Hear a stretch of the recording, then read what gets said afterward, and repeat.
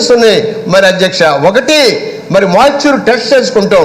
Moisture test చేసేటప్పుడు ఈరోజు రైతులందరూ కూడా ఆ యొక్క ఈ క్రాపింగ్ ద్వారా వాళ్ళ యొక్క నమూనా చెందినటువంటి ఆ వడ్లు లేకపోతే ఏదో పంట తీసుకొచ్చి మాయిశ్చర్ టెస్ట్ చేస్తే ప్రతి దానికి కూడా గవర్నమెంట్ 14 నుంచి 18 వరకు శాతం వరకు వాళ్ళకి ఇసులుబాటు ఇచ్చి చక్కగా మీరు ఆ యొక్క మండల కేంద్రాల్లో బ్రహ్మాండమైనటువంటి పనిచేసేటువంటి ఉద్యోగులు. అలాగే ఈ రోజున రైతు పండించినటువంటి ధాన్యాన్ని కొనుగోలు చేయడానికి ఒక ప్రక్క కోఆపరేటివ్ సొసైటీలు అలాగే వెలుగు ఈ యొక్క డిపార్ట్మెంట్ వారికి అనేక రకాలైనటువంటి చక్కటి సదుపాయాలు కల్పించి కళ్ళంలోకి వెళ్ళి అంటే రైతు పండించినటువంటి కళ్ళంలోకి వెళ్ళి వాళ్ళు ఆ యొక్క మరి సైట్లోకి వెళ్ళి వారు ఎన్ని బస్తాలు వారికి అవసరం అవుతుందో అన్ని బస్తాలు కూడా వారు గోనె సంచుల్లో పెట్టి వారు ఆ యొక్క రైస్ మిల్లర్స్కి పంపించేటువంటి గొప్ప విధానం. అలాగే ఈ రోజున మిల్లర్స్ కూడా ఇక్కడ జరుగుతున్నటువంటి చిన్న నాకు నేను చూసినటువంటి చిన్న పొరపాటు చెప్తాను మరి జేఎస్ అధ్యక్ష. ఈ రోజున ఈ మిల్లర్స్కి 21 రోజుల్లో వారు పేమెంట్ ఇవ్వమని చెప్పి ఉంది. కానీ సమ్ టైమ్స్ వాళ్ళు 21 రోజుల్లో వాళ్ళ పేమెంట్ వాళ్ళ బ్యాంక్ అకౌంట్స్లో వేసే పరిస్థితి లేదు. కాబట్టి ఎక్కువ మంది మరి మిల్లర్స్ని ఇవ్వటమా లేదు అంటే బ్యాంక్ గ్యారంటీ పెంచటమా అనేది గౌరవ మంత్రి గారు దాని మీద వివరంగా చెప్పాలని నేనైతే కోరుకుంటున్నా. అలాగే ఒకేసారి ఈ యొక్క మొత్తం రైతులందరూ కూడా ఈ యొక్క వెలుగు వారికో లేకపోతే కోఆపరేటివ్ సొసైటీ దగ్గరికి వెళ్ళినప్పుడు ఆ కోఆపరేటివ్ సొసైటీలు అందరూ కూడా రష్యంగా మరి వారు వచ్చినప్పటికీ అక్కడ సరైనటువంటి న్యాయం జరగట్లా రైతుకి. నేను కోరుకుంటున్నా ఏదో ఒక డిపార్ట్మెంట్కి కంప్లీట్గా రెస్పాన్సిబిలిటీ మీరు అప్పచెప్పినట్లయితే తప్పనిసరిగా ప్రతి రైతు సంతోషంగా ఉంటాడు. ఈ రోజున మార్కెట్ మరి మీకు మినిమం కన్క్లూజన్ రండి మీరు సార్ ఏంటంటే రాగరాగ ఒక్క అవకాశం వస్తారు మాకు. ఎప్పుడన్నా అవకాశం వస్తే మీరు కూర్చోమంటే ఎలా సార్ సంతకం పెట్టండి. మేము మాట్లాడలేమనా లేకపోతే ఏంటంటే మొత్తం మిగిలిన సభ్యులు మీ దాంట్లోనే మరొక 45 ఉన్నారు. ఏంటంటే అధ్యక్ష ఈ రోజున రైతు కూలీ బాగుంటేనే 65% ఈ రోజున ఈ జనాభాలో రైతు కూలీలు ఈ యొక్క రైతు కూలీలు కూడా మీరు సరైన విధానంలో వారికి న్యాయం జరిగేటట్టు వారికి పని లేక ఈ రోజున ఎంతో మంది ఉపాధి కూలీలకు వెళ్ళేటువంటి పరిస్థితి ఉంది. ఇలాంటి పరిస్థితుల్లో ప్రభుత్వం తీసుకునేటువంటి ప్రతి చర్య కూడా ఆ యొక్క రైతు కూలీలు కూడా వారికి న్యాయం జరిగేలాగా మీరు రేటు వాళ్ళకి పెంచేలాగా వారి కూలీ విధానం ఎంతో రకంగా వారికి న్యాయం చేసే విధంగా మరి చేయాలని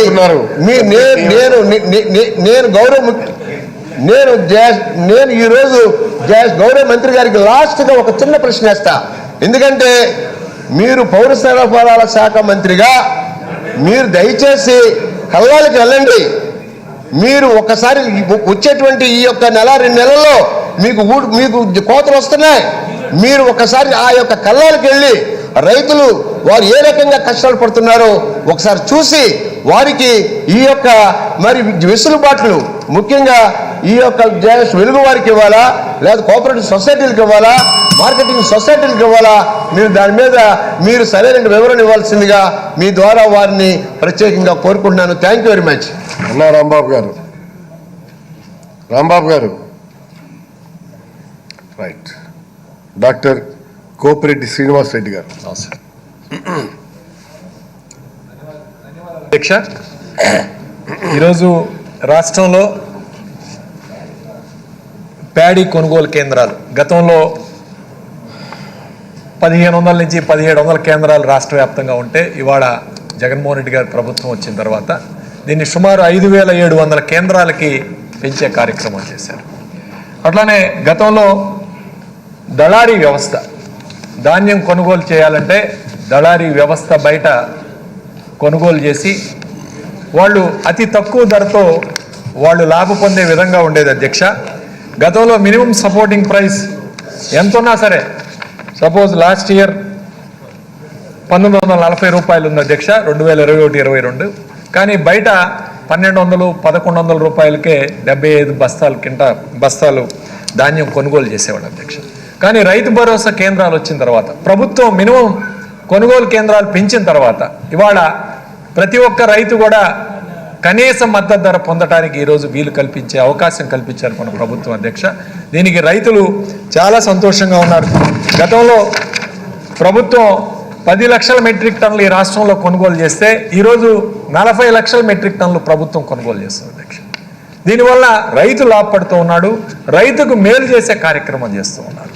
అయితే ఈరోజు గౌరవ మంత్రి గారికి నేను ఇచ్చే సలహా, తేమ శాతం 17% కన్నా తక్కువ ఉంటేనే ఎంఎస్పి ఇచ్చే కార్యక్రమం ఉంది అధ్యక్ష.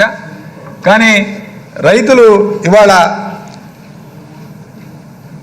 పొలంలో వెళ్ళి తేమ శాతం చూసి 17% ఉందని చెప్తున్నారు. అక్కడి నుంచి రైతు పాపం ట్రాన్స్పోర్ట్ చేసి రైస్ మిల్లర్స్ దగ్గరికి తీసుకొచ్చేపాటికే తేమ శాతం మార్చి ఇది ఎక్కువగా ఉంది, మేము కొనుగోలు చేయలేము ఈ రేటుకి అని చెప్పి రైతుల్ని ఇబ్బంది పెట్టే పరిస్థితులు కనపడుతున్నాయి అధ్యక్ష కొన్ని చోట్ల.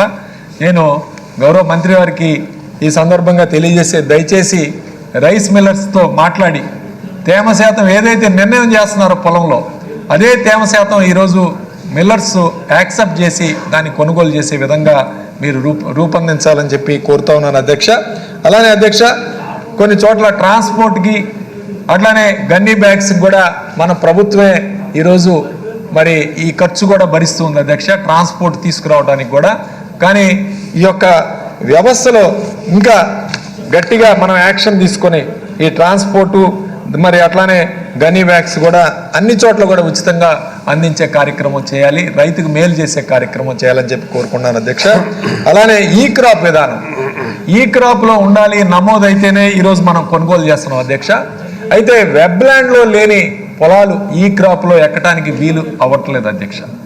సో ఈ సిస్టమ్ని, ఈ వ్యవస్థని మనం సరిచేయాలంటే లైక్ రెవెన్యూ అధికారులు కూడా ఇన్వాల్వ్ చేయాలి అధ్యక్ష. ఇలా విఆర్ఓ, ఎంఆర్ఓ, ఆర్డీఓ, రెవెన్యూ అధికారులు కూడా కలవి చేసుకొని ఈ వెబ్లాండ్లోకి అన్ని పొలాలు కూడా తీసుకురావాల్సిన పరిస్థితి ఉంది అధ్యక్ష. అప్పుడే అధ్యక్ష ఈ క్రాప్ నమోదు 100కి 100% సాధించగలం అధ్యక్ష. వెబ్లాండ్లో లేకపోతే ఈ క్రాప్ కావట్లేదు అధ్యక్ష. సో దీన్ని ఖచ్చితంగా చర్యలు తీసుకొని ఈ సీజన్ స్టార్ట్ అవ్వకముందే, ఖరీఫ్ స్టార్ట్ అవ్వకముందే జూన్ జూలైలోనే ఈ పొలాలన్నీ కూడా వెబ్లాండ్లో ఎక్కించే కార్యక్రమం, బహుశా రీసర్వే జరుగుతుంది కాబట్టి ఈ రీసర్వేలో మ్యాక్సిమం ఇవి కూడా మరి కరెక్ట్ చేసే కార్యక్రమానికి అవకాశం కల్పిస్తున్నాం అధ్యక్ష. ఖచ్చితంగా వీటన్నిటిని కూడా 100కి 100% వెబ్లాండ్లో తీసుకొచ్చి ఈ క్రాప్ నమోదు చేసినట్లయితే ఇంకా రైతులకి మేలు జరిగే కార్యక్రమం జరుగుతుందని చెప్పి మరి సగౌరవంగా మంత్రి గారికి తెలియజేస్తూ సెలవు తీసుకున్నాను అధ్యక్ష. చింతల రామచంద్రారెడ్డి గారు. అధ్యక్ష, రాయలసీమ ప్రాంతంలో అన్నమయ్య జిల్లా, కడప, చిత్తూరు, తిరుపతి జిల్లాల్లో వేరుశనగ పంట, టమాటో పంట రైతులు విస్తారంగా పంట పండిస్తున్నారు అధ్యక్ష. ముఖ్యంగా గిట్టుబాటు ధర లేక రైతులు, మా ప్రాంత రైతులంతా కూడా చాలా ఇబ్బంది పడుతున్నారు. రైతు భరోసా కేంద్రాల ద్వారా ఈ టమాటా కానీ వేరుశనగ కానీ ఈ రైతులకు మేలు చేకూర్చేదానికి, మరి గిట్టుబాటు ధర కల్పించేదానికి ప్రభుత్వం ఏదైనా వాటిని కొనుగోలు చేసే ప్రతిపాదన ఉందని తమ ద్వారా మంత్రి గారిని అడుగుతున్నాను. అదేవిధంగా ముఖ్యంగా మా అన్నమయ్య జిల్లాలో పీలేరు నియోజకవర్గంలో ఈ టమాటా పండించే రైతులు వెతలు ఇంత అంత కావు అధ్యక్ష. మీరు కూడా పేపర్లో చూసుంటారు అధ్యక్ష. ఒక్కొక్కసారి టమాటా పంటకు కేజీ 10 పైసలు ధర కూడా పలకలేని పరిస్థితుల్లో రైతులు తమ పంటనంతా కూడా రోడ్ల మీద పారవేసి నిరసన వ్యక్తం చేస్తుంటారు అధ్యక్ష, ఎందుకంటే పంట ధర లేక. కాబట్టి మరి ఈ టమాటా రైతులను ఆదుకునేదని కూడా మరి ముఖ్యంగా ఈ చౌక దుకాణాల ద్వారా ఆ యొక్క కార్డు హోల్డర్స్కు సప్లై చేసేదానికి, పేదలకు సప్లై చేసేదానికి మనము ప్రభుత్వం ఏదైనా వాటిని కొని వాటికి రైతులకు గిట్టుబాటు ధర కల్పించేదానికి ఏదైనా అవకాశం ఉందా అనేది ఒకటి. అదేవిధంగా ముఖ్యంగా ఈ దళారుల ద్వారా మా ప్రాంతంలో చూస్తాను అధ్యక్ష, టమాటా రైతులు ఏ విధంగా నష్టపోతున్నారంటే అక్కడేమో 50 పైసలు, ₹2 ఉంటే ఇక్కడ విజయవాడ, హైదరాబాద్కు వచ్చేప్పటికి అదే టమాటా ధర మరి కేజీ ₹10, ₹20, ₹30 కూడా అమ్ముకునేటువంటి పరిస్థితి మనం చూస్తాను అధ్యక్ష. తర్వాత తమ ద్వారా నేను మంత్రి గారిని అడుగుతున్నాను, ఈ రైతు భరోసా కేంద్రాల ద్వారా ఇతర వ్యవసాయ ఉత్పత్తులు కూడా ఇంకా చాలా రకాల ఉత్పత్తులు ఈరోజు రైతులు పండిస్తున్నారు. వాటిని కూడా మరి ప్రభుత్వము ఈ రైతు భరోసా కేంద్రాల ద్వారా కొనేటువంటి ప్రతిపాదన ఏదో ఉందా, రైతులకు ముఖ్యంగా రైతులు నష్టపోకుండా మరి ఈ యొక్క ఆర్బికేల ద్వారా ఇంకా ప్రభుత్వము భవిష్యత్తులో ఇంకా ఏం చర్యలు తీసుకుంటుందని చెప్పి తమ ద్వారా మినిస్టర్ గారిని తమ ద్వారా మంత్రి గారిని అడుగుతున్నారు అధ్యక్ష. పూర్ణచంద్ర ప్రసాద్.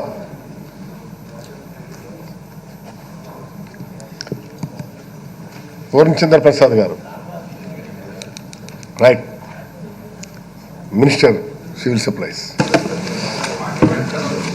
అధ్యక్ష, మరి రైతు భరోసాల ద్వారా ఆర్బికే ద్వారా ఈ రోజున మనం కొనుగోలు చేసేది రైతుకు మేలు చేసే విధంగా రైతు సమస్యలన్నిటికీ వన్ స్టాప్ డెస్టినేషన్గా రైతు భరోసా కేంద్రాల దగ్గర మరి రైతులు వివరాలు అంటే ఆధారు నెంబరు, బ్యాంకు ఖాతా, భూమి వివరాలు మరియు విత్తన పంట ఆర్బికేల వద్దే ముందుగా నమోదు చేసుకుని వాళ్ళకి ఏ ఇబ్బంది లేకుండా ధాన్యం కూడా కళ్ళాల్లోకి వెళ్ళి కొనుగోలు చేసే విధంగా ప్లస్ సీఎం గారు గౌరవ ముఖ్యమంత్రి గారు చాలా రైతులకి మేలు చేయాలి, రైతులకు మంచి జరగాలి, రైతులకి గిట్టుబాటు ధర కల్పించాలి, ఎక్కడా కూడా మధ్యలో దళారులు ఉండకూడదు, అలాగే రైస్ మిల్లర్కి రైతుకి సంబంధం లేకుండా ఓన్లీ ఆర్బికేల ద్వారా పర్చేజ్ చేసిన ధాన్యం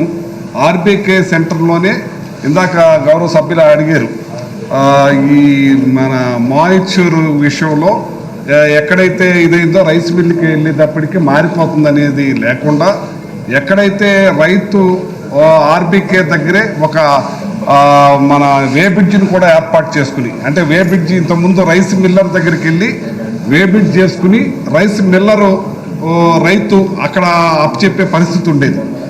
ఆ పరిస్థితికి ఫుల్ స్టాప్ పెట్టి గౌరవ ముఖ్యమంత్రి గారు దీని మీద చాలా పెద్ద ఎత్తున కసరత్తు చేసి మీటింగ్స్ పెట్టి ఎక్కడా కూడా రైతుకి మిల్లర్కి సంబంధం లేకుండా ఉండే విధంగా కొన్ని 93 వే బ్రిడ్జీలు కూడా కొత్తగా ఏర్పాటు చేసే కార్యక్రమం చేసి ఆ వే బ్రిడ్జ్ బయట వే బ్రిడ్జి కాడి నుంచే రైతు వెళ్ళిపోయేటట్టు రైతుకి మిల్లర్కి సంబంధం లేకుండా అతను రేట్ అతనికి వచ్చేటట్టుగా ఎంచేతంటే గతంలో రైతుకి మిల్లర్కి సంబంధం ఉన్నప్పుడు నీ ధాన్యం బాగలేదు, నీ ధాన్యం మాయిశ్చర్ ఎక్కువ ఉంది, నీకు 200 తగ్గిస్తాం లేకపోతే వెనక్కి పట్టుకో, ఇలాంటి పరిస్థితులు ఉండేది గమనించి గౌరవ ముఖ్యమంత్రి గారు ప్రత్యేక శ్రద్ధ తీసుకుని దీని మీద 4-5 మీటింగ్స్ కూడా పెట్టి ఇప్పుడు వాళ్ళకి సంబంధం లేకుండా రైతు ఆర్బికే సెంటర్ నుంచే వెళ్ళిపోయే విధంగా రైస్ మిల్లర్కి సంబంధం లేకుండా చేసి రైతుకి మేలు జరిగే విధంగా ప్రత్యేక శ్రద్ధలు తీసుకున్నాం అధ్యక్ష.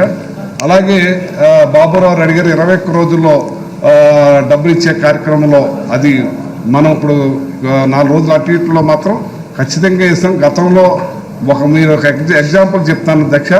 తెలుగుదేశం ప్రభుత్వంలో 2014లో ఇన్పుట్ సబ్సిడీ 2019 ఎలక్షన్ అయిన తర్వాత మేము ఇచ్చాము అధ్యక్ష.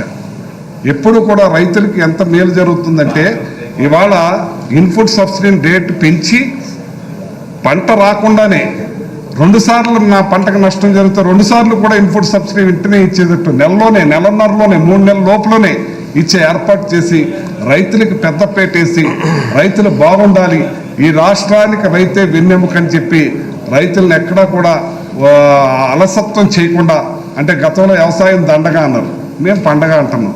ఇచ్చేదంటే రైతు పండించిన పంట తిన్నాకే మనం ఇక్కడికి వచ్చి కూర్చున్నాం, వాళ్ళు కూడా ఇక్కడ కూర్చున్నారండి. మీకన్నా గొప్పగా ఇస్తున్నాం, ఆల్రెడీ ఇచ్చాం, బాగా చేసాం. మీలాగా రైతులకి మేలు చేసే కార్యక్రమం చేయలేదు అధ్యక్ష. ప్రతి విషయంలోనూ కూడా ప్రత్యేక శ్రద్ధగా ఉన్నాం. రైతులకి ఆల్రెడీ అందరికీ కూడా పేమెంట్ అయిపోయింది అధ్యక్ష. ఇంకా 186 కోట్ల రూపాయలు మాత్రమే ధాన్యంకి ఇవ్వాల్సిన డబ్బులు ఉంది అధ్యక్ష. ఈ పంటకి ఇవ్వాల్సిన డబ్బులే మొత్తం అన్నీ కూడా సరిపెట్టే అధ్యక్ష. ఓన్లీ 186 కోట్ల రూపాయలు ఉంది. ఆ 186 కోట్లు కూడా మాకు వచ్చిన అధ్యక్ష. ఈ 2 రోజుల్లో పేమెంట్ కూడా చేసే పరిస్థితిలో ఉన్నామని గౌరవ సభ్యులకు తెలియజేస్తున్నాం. ప్రతి విషయంలోనూ కూడా మనం సీఎం గారు రైతుల పట్ల మేలు చేసే విషయంలో, అలాగే గౌరవ సభ్యులు ఇందాక టమాటాల గురించి అట్ల గురించి ఆర్బీకేల ద్వారా కొనాలని అడిగారు అధ్యక్ష. అది నాకు సంబంధించి కాదు, అది అగ్రికల్చర్ మినిస్టర్ గారితో సీఎం గారి దృష్టికి కూడా తీసుకెళ్లి ఆ రైతులకు మేలు జరిగే విషయంలో మేము ప్రత్యేక శ్రద్ధ తీసుకుంటామని చెప్పి తెలియజేస్తున్నాం అధ్యక్ష. గోపిరెడ్డి గారు ఒక 2-3 సజెషన్స్ చేశారు. మినిస్టర్ గారు, గోపిరెడ్డి గారు 2-3 సజెషన్స్ చేశారు. అందులో ఇంపార్టెంట్ మాయిశ్చర్ శాతం. గవర్నమెంట్ ఏది నిర్ణయిస్తుందో మిల్లెట్స్ కూడా అదే శాతం. నేను అదే చెప్పానండి. ఇప్పుడు ఏం చేతంటేనే మాయిశ్చర్ శాతంలో ఇక్కడ చూసిన తర్వాత మిల్లర్ దగ్గరికి వెళ్ళిన తర్వాత తక్కువ వచ్చిందని చెప్పి రైతుని నీ ధాన్యం కొనను, నీ ధాన్యం 200 రూపాయలు తక్కువ కొంటానని చెప్పి ఈ ఇబ్బందులు పెడుతున్నారనే గౌరవ ముఖ్యమంత్రి గారు రైతుకి మిల్లర్కి సంబంధం లేకుండా మధ్యలోనే మనం కాటా ఆర్బీకే సెంటర్ దగ్గరే రైతు డ్రాప్ అయిపోయినట్టు ఆ మాయిశ్చరే ఆ రైస్ మిల్లర్ కంటిన్యూ చేసుకునేటట్టు ఇబ్బంది పెట్టకుండా విధంగా 2 మీటింగ్లో గౌరవ ముఖ్యమంత్రి గారు పెట్టడం జరిగింది అధ్యక్ష. రైతుల విషయంలో ప్రత్యేక శ్రద్ధ తీసుకుంటున్నారు. ఇలాంటి దళారీతనం రైతులకి కట్ చేసే విధానాన్ని కట్ చేసే విధంగా పెద్ద ఎత్తున ఈ మధ్యలో కూడా చర్యలు తీసుకున్నారు అధ్యక్ష. ఆ గౌరవ సభ్యులు అడిగిన దానికి 100% నెక్స్ట్ క్రాప్ నుంచి అటువంటి విషయానికి రాదు అధ్యక్ష. ఈ క్రాప్ ప్లాన్ చేయమన్నారు. ఆ విషయం కూడా ఆల్రెడీ మా మీటింగ్ జరిగింది అధ్యక్ష. దాని విషయంలో కూడా ప్రత్యేకంగా తీసుకుని చేస్తున్నారు అధ్యక్ష. కొన్ని అవకతవకలు కూడా జరిగినాయి అధ్యక్ష ఈ క్రాప్ లో. దాని మీద కూడా 150 కోట్ల రూపాయలు మనం ఆపి దాని మీద కేసులు కూడా రిజిస్టర్ చేస్తాం. అది మొత్తం రిపోర్ట్ నేను మీకు పంపిస్తాను అధ్యక్ష. గన్నీ బ్యాగ్స్ ఫ్రీ సప్లై చేయాలి. గన్నీ బ్యాగ్స్ ప్రస్తుతానికి మనం గోపిరెడ్డి గారు గన్నీ బ్యాగ్స్ విషయంలో మనం ఎక్కడా లోటు లేదు అధ్యక్ష. గన్నీ బ్యాగ్స్ విషయంలో ఎక్కడా లోటు లేదు. ప్రతి ఒక్కటి కూడా మనమే ఇస్తున్నాం. ఎక్కడ లోటు లేదు. అన్నింటినీ కూడా పర్ఫెక్ట్ గా ఇస్తున్నాం అండి అధ్యక్ష. ఏం problem. Right, thank you. Right, చెప్పండి. వాళ్ళ వెజిటబుల్స్ టొమాటోస్ గురించి అడిగారు అధ్యక్ష. నేను అడిగిన దానికి ఏం చెప్పలేదు సార్ మినిస్టర్ గారు. చెప్పండి. 180 అధ్యక్ష మీరు చెప్పారు కదా 186 కోట్లు ఇవ్వాలి అధ్యక్ష. టమాటా విషయంలో దీని గురించి నేను మాట్లాడతానని చెప్పి తెలియజేస్తున్నాను అధ్యక్ష. ఆ రేటు తగ్గిన టైంలో దాన్ని ఏదైనా కొనే విషయంలో సీఎం గారితో మాట్లాడి అగ్రికల్చర్ మినిస్టర్ గారితో కూడా సంబంధించి అది చర్య తీసుకుంటామని ముందే చెప్పడం జరిగింది అధ్యక్ష. Right. Sarvashri Gorantla Buchaiah Chowdary, doctor Nimmala Ramanaidu, Nimmakayala Chinarajappa, Kinjarapu Atchannaidu, Polavaram project minister irrigation. దీని మీద గౌరవ సభ్యులు గోరంట్ల బుచ్చయ్య చౌదరి గారు, నిమ్మల రామానాయుడు గారు, నిమ్మకాయల చినరాజప్ప గారు, గౌరవ సభ్యులు అచ్చెన్నాయుడు గారు ప్రశ్న అడిగారు అధ్యక్ష. పోలవరం సాగునీటి ప్రాజెక్టు వలన ముంపుకు గురి అయిన నిర్వాసితుల భూములకు నష్టపరిహారంగా ప్రతి ఎకరాకు 10 లక్షలు ఇస్తామని ప్రభుత్వం హామీ ఇచ్చిన విషయం వాస్తవమేనా? ఇది వాస్తవం కాదు అధ్యక్ష. అయితే కొద్దిగా మొత్తం చెప్పేది మొత్తం గౌరవ సభ్యులు అధ్యక్ష, గౌరవ సభ్యులు కొద్దిగా ఓపికగా ఉంటే వారికి మాట్లాడే అవకాశం మీరు ఇస్తారు. దానిలో నన్ను ప్రశ్నించవచ్చు, నేను దానికి సమాధానం చెప్తాను. అయితే వారు పొరపాటు పడ్డారు అనుకుంటాను. ఎందుకంటే నేను ఒక విషయాన్ని చెప్పదలుచుకున్నాను. జగన్మోహన్ రెడ్డి గారు 10 లక్షలు ఇస్తామని ఒకానొక సందర్భంలో హామీ ఇచ్చారు. ఇప్పుడంటే అది 4/3/2022 తేదీన గౌరవ ముఖ్యమంత్రి జగన్మోహన్ రెడ్డి గారు కేంద్ర జలశక్తి మంత్రులతో కలిసి పోలవరం ప్రాజెక్టు విజిట్ చేసినప్పుడు అక్కడ ఎవరైతే భూముల కోల్పోయారో వారికి 1898 ల్యాండ్ ఎక్విజిషన్ చట్టం ప్రకారం, అంటే 2013లో అప్పుడు ఎక్వైర్ చేసినప్పుడు వారికి ఆ చట్టం ప్రకారం ఎంత ఇచ్చారంటే అధ్యక్ష 1,50,000, 1,20,000 ఎకరానికి ఇచ్చారు. ఆ తరువాత 2013లో కొత్త ల్యాండ్ ఎక్విజిషన్ యాక్ట్ వచ్చింది. దీనిలో కొంత సవరించి రైతులకు చాలా అనుకూలంగా ఉండేటటువంటి చట్టం ఇది. ఈ చట్టం రాకముందు కేవలం 1,20,000 రూపాయలు, 1,50,000 రూపాయలు ఇలాంటి పరిహారమే రైతులకు ఇచ్చారు. వారికి అన్యాయం జరిగిందని భావించినటువంటి గౌరవ ముఖ్యమంత్రి గారు వారికి ఇప్పుడు 5 లక్షల రూపాయలు అంటే 1,50,000 తీసుకుంటే మిగతా 3,50,000 రూపాయలు కలిపి 5 లక్షల రూపాయలు ఇప్పుడు ఇస్తామని ఎక్స్‌గ్రేషియోగా ప్రకటించినటువంటి వ్యక్తి గౌరవ ముఖ్యమంత్రి గారు. రైతులు నష్టపోయారు అనేటువంటి భావనతో దాన్ని పట్టుకుని వీళ్ళు ఏదేదో మాట్లాడటం సమంజసం కాదు. నెంబర్ 1 ఆగండి సార్ చెప్తాను, ఎందుకు తొందరపడతారు? ఇస్తారు, తొందరపడి హామీ ఇచ్చాము, ఎక్స్‌గ్రేషియో ఇస్తాం. వినండి సార్, హామీ ఇచ్చాము, జీవో ఇచ్చాము, ప్రొసీజర్ ఉంది, తొందర ఎందుకు? మీరు ప్రశ్న వేసింది వాళ్లే కదా అధ్యక్ష, పోలవరం గురించి ప్రశ్న వేసింది వాళ్లే కదా. వారు 5గురికి అవకాశం ఇస్తారు కదా, 4-5 పెద్దలు ఉన్నారు చాలా మంది, వారు మాట్లాడొచ్చు కదా. నేను చెప్పిన తర్వాత మరొక విషయాన్ని కూడా ఈ సందర్భంగా నేను చెప్పదలుచుకున్నాను అధ్యక్ష. అంతేకాదు అధ్యక్ష, ఇంకొక విషయాన్ని కూడా ఇక్కడ చెప్పాలి. పీడిఎఫ్స్ వారు ఎవరైతే నిర్వాసితులు అవుతారో, ఇళ్ళు మునిగిపోతాయో వారికి కేంద్ర ప్రభుత్వం చెల్లిస్తుంది అధ్యక్ష. ఎందుకంటే ఇది జాతీయ ప్రాజెక్టు కాబట్టి. ఎస్టీస్కి ఒక రకంగాను, బీసీస్కి ఒక రకంగాను, ఎస్సీలకు ఒక రకంగాను, అదేవిధంగా ఓసీలకు ఒక రకంగాను ఇస్తారు అధ్యక్ష. వేరియేషన్స్ ఉంటాయి. మ్యాక్సిమం వస్తే 7.5 lakhs లేదా 6.5 lakhs ఇలా కేటగిరీ వైజ్గా వస్తాయి. అయినా వారికి చాలలేదనేటువంటి ఉద్దేశంతో జగన్మోహన్ రెడ్డి గారు వారికి ఇచ్చారు హామీ. ఏమని? 10 లక్షల రూపాయలు చేస్తాం. వాళ్ళు 7,50,000 రూపాయలు కేంద్ర ప్రభుత్వం ఇస్తే మిగతా డబ్బులు 2,50,000 రూపాయలు రాష్ట్ర ప్రభుత్వం నుంచి ఇస్తుంది అని చెప్పారు. అది ఇచ్చినటువంటి హామీ. వీళ్ళు సరిగ్గా తెలుసుకోకుండా ఏదేదో పోలవరం గురించి మాట్లాడుతూ, ఆగండి స్వామి మీకు ఇవ్వడా అవకాశం? అధ్యక్ష నేను మాట్లాడిన తర్వాత వాళ్ళకి అవకాశం ఇవ్వనంటే ఇప్పుడు చూడండి సినిమాలు వేస్తారులే. నువ్వు సినిమా మీరు కూడా సిగ్నెట్ ఇది వచ్చినట్టు I will give that opportunity. Senior సభ్యులు ఏదేదో మాట్లాడుతున్నారు. అధ్యక్ష నేనేది ఏంటంటే వాస్తవాలు తెలుసుకోకుండా పోలవరం గురించి ఏదేదో మాట్లాడేటటువంటి కార్యక్రమం, వారికి సంబంధించిన పత్రికల్లో ఏదేదో రాసేటటువంటి కార్యక్రమం, ఇలాంటి అడ్డదిడ్డుగా మాట్లాడేటటువంటి కార్యక్రమాలు చేస్తున్నారు. నేను ఈ సందర్భంగా నేను చెప్పదలుచుకున్నాను అధ్యక్ష.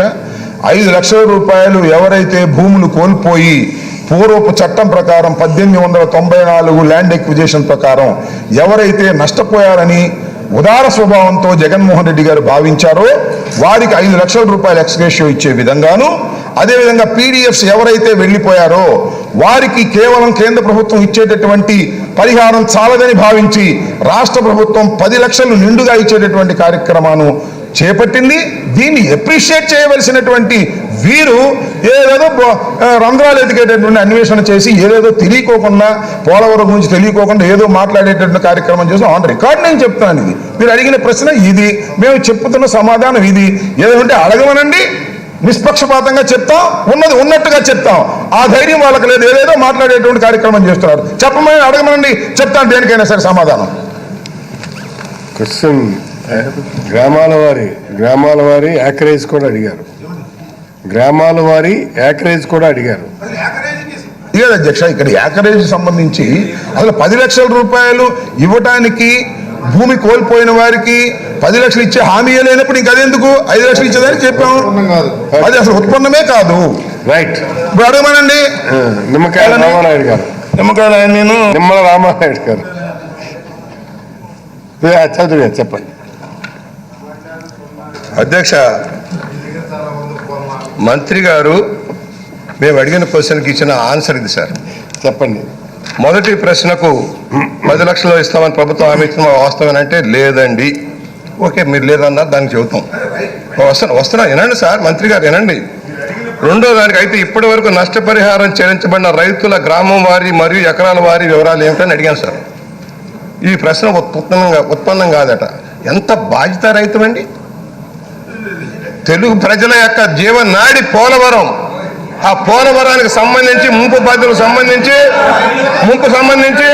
ఇదే ఆన్సరు. ఎంత బాధ్యత రైతుమండి. వినండి సార్, మీ క్వశ్చన్ అప్పుడు మేము మాట్లాడలేదు. మంత్రి గారు కొట్టు సత్యనారాయణ గారు మాట్లాడినవ్వండి సార్. ఉనికి పడతారు ఎందుకు సార్? ఎందుకు ఉనికి పడతారు? నాగేశ్వర గారు ఉనికి పడకండి. ఒక నిమిషం, నేను వారికి గౌరవ సభ్యులు బుచ్చయ్య చౌదరి గారికి అడ్డం వస్తున్నందుకు క్షమించాలి. ఒకే ఒక్క మాట మీ ద్వారా బుచ్చయ్య చౌదరి గారికి, అదేవిధంగా రాష్ట్ర ప్రజలకి తెలియపరుస్తాను అధ్యక్ష. ఏమిటంటే వారు అడిగిన ప్రశ్నకు నేను సూటిగా సమాధానం చెప్పాను. వారు ఏమడిగారు? భూ నిర్వాసితులకు 10 లక్షలు ఇస్తామని హామీ ఇచ్చారా అన్నారు. అలాంటి హామీ ముఖ్యమంత్రి గారు ఇవ్వలేదు. భూ నిర్వాసితులు ఎవరైతే, అది ప్రశ్న ఇంకా నేను చెప్పినా కూడా వారికి అర్థం కావడం లేదా? అర్థం అయినా కూడా అర్థం కానట్టుగా నటించి ఏదో ఒక బురద జల్లాలని కూర్చోండి, ప్లీజ్ సిట్ డౌన్ ప్లీజ్ అనుకుంటున్నారా? నేను ఏం చెప్పాను? 1894 చట్టం ప్రకారం 1,50,000 పొంది ఏ రైతు అయితే ఉన్నాడో ఆ రైతుకి 3,50,000 ఎక్స్‌గ్రేషియో ఇచ్చి ఆదుకోవాలని ఆలోచన చేసినటువంటి ముఖ్యమంత్రి మీరు 5 సంవత్సరాలు అఘోరించారు. ఎప్పుడైనా ఆలోచన చేశారండి ఆ రైతు గురించి? ఇవాళ మమ్మల్ని అడుగుతారా? ఇచ్చారు, అఘోరించలేదా? పరిపాలించారు. సారీ క్షమించాలి, అఘోరించలేదు. వారు చంద్రబాబు నాయుడు గారు 5 సంవత్సరాలు అఘోరించలేదు, వారు పరిపాలన చేశారు, నన్ను క్షమించాలి. వారు పరిపాలన చేసినప్పుడు ఎవరైతే 1894 చట్టం ప్రకారం కేవలం 1,50,000 రూపాయలు తీసుకొని భూములు ఖాళీ చేసి వెళ్ళారో ఆ రైతుల గురించి ఆలోచించినటువంటి ముఖ్యమంత్రి గారు, మాజీ ముఖ్యమంత్రి గారి నాయకత్వంలో ఉన్న వీళ్ళు రైతుల గురించి మాట్లాడే హక్కు, పోలవరం గురించి మాట్లాడే హక్కు వీరికి ఉందా? తిమ్మిని తిమ్మిని చేసి ఏదేదో మాట్లాడి రేపు పొద్దున్నే వారి పచ్చపత్రికలు ఏదో రాంచుకుని గందరగోళం చేయాలనేటువంటి దుర్బుద్ధితో వ్యవహరిస్తున్నారు అధ్యక్ష. ఇది చిత్తశుద్ధి ఉన్నది జగన్మోహన్ రెడ్డి గారికి, ఈ రాష్ట్ర ప్రభుత్వానికి. పోలవరం మీద చిత్తశుద్ధి ఉంది, పోలవరం నిర్వాసితుల మీద చిత్తశుద్ధి ఉంది, పోలవరం భూములు కోల్పోయిన వారికి మీద చిత్తశుద్ధి ఉంది తప్ప మీలాగా ఆయన చెప్తున్నాడు జీవనాడి అని. ఆగండి సార్, మీరు చెప్తాను జీవనాడి అని చెప్తున్నారు. అయ్యా జీవనాడి కదండి పోలవరం, మీకు ఏటీఎం. ఇది భారత ప్రధానమంత్రి చెప్పినటువంటి అంశం. ఏటీఎం కొట్టుకు తింటాం తప్ప రెండో పనే లేదు. అలాంటి వాళ్ళు వాళ్ళ మా గురించి మాట్లాడుతున్నారు. రైతుల పక్షాన నిలబడినటువంటి వ్యక్తి ఈ రాష్ట్ర ముఖ్యమంత్రి జగన్మోహన్ రెడ్డి. ఛాలెంజ్ చేసి చెప్తున్నాను అధ్యక్ష, దీనిలో ఏ విధమైన సందేహము లేదు. ఇప్పుడు అడగమని ఎన్నడూ చెప్తూ ఒక్కరి మార్గంలో అడిగితే మాత్రం సమాధానం చెప్పడానికి సిద్ధంగా లేము. స్ట్రైట్ గా అడగమనండి, స్ట్రైట్ గా సమాధానం చెప్తాను. Every information with me. చెప్పండి బుచ్చేచారు. అధ్యక్ష, మేము మాట్లాడక తలకే రాంబాబు గారు గొంతేసుకొని అరుస్తూ మంత్రి గారు స్థాయి మాడి వెళ్ళిపోతున్నారు. వినండి, మీ దబాయింపులతోటి మమ్మల్ని ప్రజలు ఏమార్చలేరు, మీ అరుపులతో మమ్మల్ని ఏమార్చలేరు. మమ్మల్ని మాట్లాడినండి, వినండి. ఇక్కడ ఉన్న వాళ్ళు అందరూ ఉన్నారు, కోస్తా ప్రాంతం, రాయలసీమ, ఉత్తరాంధ్ర అందరూ ఉన్నారు. అందరూ సమస్య వినండి సార్. అవాస్తవం వాస్తవం. 2018 పోలవరాన్ని సందర్శించినప్పుడు ఇదే ప్రతిపక్షంలో ఉన్న ముఖ్యమంత్రి గారు, ఈనాటి ముఖ్యమంత్రి గారు ఏం చెప్పారు? సాగునీటి ప్రాజెక్టు నిర్మాణం కోసం భూములిచ్చిన నిర్వాసితులు అవుతున్న వారే నిజమైన త్యాగదనులు ఆయన చెప్పారు. ప్రాజెక్టులో రాష్ట్ర సస్యశ్యామలం అయ్యేందుకు తరతరాలుగా తాము నమ్ముకున్న భూమిని కోల్పోతున్న వారి త్యాగానికి ఎంత ఇచ్చినా తక్కువేనని చెప్పారు. 10 లక్షలు ఇస్తామన్నారు. వాళ్ళ తండ్రి గారు ఇచ్చింది చాలా తక్కువ అన్నారు. ఇవాళ మంత్రి గారు చెబుతున్నారు. నేను అడుగుతా ఉన్నా, 18 నాటికి 2013 యాక్ట్ రాలేదా? 2013 యాక్ట్ వచ్చిందని మీ ముఖ్యమంత్రి, ఈనాటి ముఖ్యమంత్రి తెలియదా? తెలియక 10 లక్షలు ఇస్తానన్నారా? ఇవాళ కేంద్రం ఇస్తే షరతులు వర్తిస్తాయి. మంత్రి గారు చెబుతున్నారు షరతులు వర్తిస్తాయి. 10 లక్షల్లో కేంద్రం ఇస్తే కేంద్రం పక్క కోత పెడితే మాట్లాడే దిక్కు లేదు. ఇవాళ ప్రాజెక్ట్ ఏదైతే 55,000 చిల్లర కోట్లకి ముందుగా అనుమతి తెచ్చుకుంటే అది తెచ్చుకోవడం చేతకాట్ల. ఏదైతే జాతీయ ప్రాజెక్ట్ మేము ఆర్ఆర్ ప్యాకేజ్ తోటి సహా ఇవ్వాలి. ఇవాళ గుజరాత్లోని నర్మదా సరోవర్ ప్రాజెక్టు కానీ కేంద్ర ప్రాజెక్టులకి సార్ మీరు మా రిస్క్ రావాలి సార్. మధుసూదన్ రెడ్డి మీరు మా రిస్క్ రావాలి సార్. మధుసూదన్ రెడ్డి గారు సార్ మీరు మాట్లాడండి. మేము అడుగుతున్నాం, ఇవాళ ఏదైతే ప్రాజెక్టు ప్రశ్నార్థకం అవుతోంది, ఇవాళ 45 చిల్లర మీటర్లు కట్టాల్సిన ప్రాజెక్టుని 45.72 మీటర్లు దానికి ఎస్టిమేట్ చేసి కేంద్రం నుంచి ఒప్పించుకుంది 55,000 చిల్లర కోట్లు. కానీ ఫైనాన్స్లో ఆపారు. అది తేవాల్సిన బాధ్యత ప్రస్తుత ప్రభుత్వం మీద ఉంది. నేను అడుగుతున్నా, దాన్ని 41.15 మీటర్లకు తగ్గిస్తా ఉన్నారు. అంటే 300 చిల్లరకి రావాల్సిన 322 టీఎంసీలకు గాను 91 టీఎంసీలు తగ్గిస్తా ఉన్నారు. ఇది మన రాష్ట్ర ప్రజలకు సరిపోతుందా? నీటి మళ్లింపుకి సరిపోతుందా? వినండి సార్, మంత్రి గారు వినండి సార్. మధ్యలో అధ్యక్ష, ఇక్కడ నేను చెప్పదలుచుకుని అన్ని వక్ర భాష్యాలు, సత్య దూరమైన విషయాలు వారు మాట్లాడుతున్నారు అధ్యక్ష. దానికి సమాధానం చెప్పవలసిన బాధ్యత నేను ఇరిగేషన్ మంత్రిగా నాకుంది. ఒక్క విషయం ఏంటంటే అధ్యక్ష, వారు గౌరవ బుచ్చయ్య చౌదరి గారు చాలా అనుభవజ్ఞులు, చాలా సార్లు శాసనసభకు వచ్చారు, గతంలో మంత్రిగా కూడా చేసినట్టు నాకు గుర్తు. వారు ఏమంటారు, 45.15 నుంచి 41.15 నుంచి 45.72 లెవెల్కి ఉండవలసిందని తగ్గిస్తున్నారు అనేటువంటి మాట మాట్లాడారు. ఇది సత్య దూరమైనటువంటి అంశం. ఇదే శాసనసభలో. ప్లీజ్, మీరు భూముల నష్టపరిహారం గురించి అడిగారు. అవును సార్, ఇది టెక్నికాలిటీస్ మీద సబ్జెక్ట్ కాదు. కాదు సార్, వారు ఆ మాట మాట్లాడేది రికార్డులో ఉంది. అది రికార్డ్స్ లో ఉంది అధ్యక్ష. దాన్ని నేను చెప్పాలి. నేను ఒక మాట చెప్పి కంక్లూడ్ చేస్తాను అధ్యక్ష.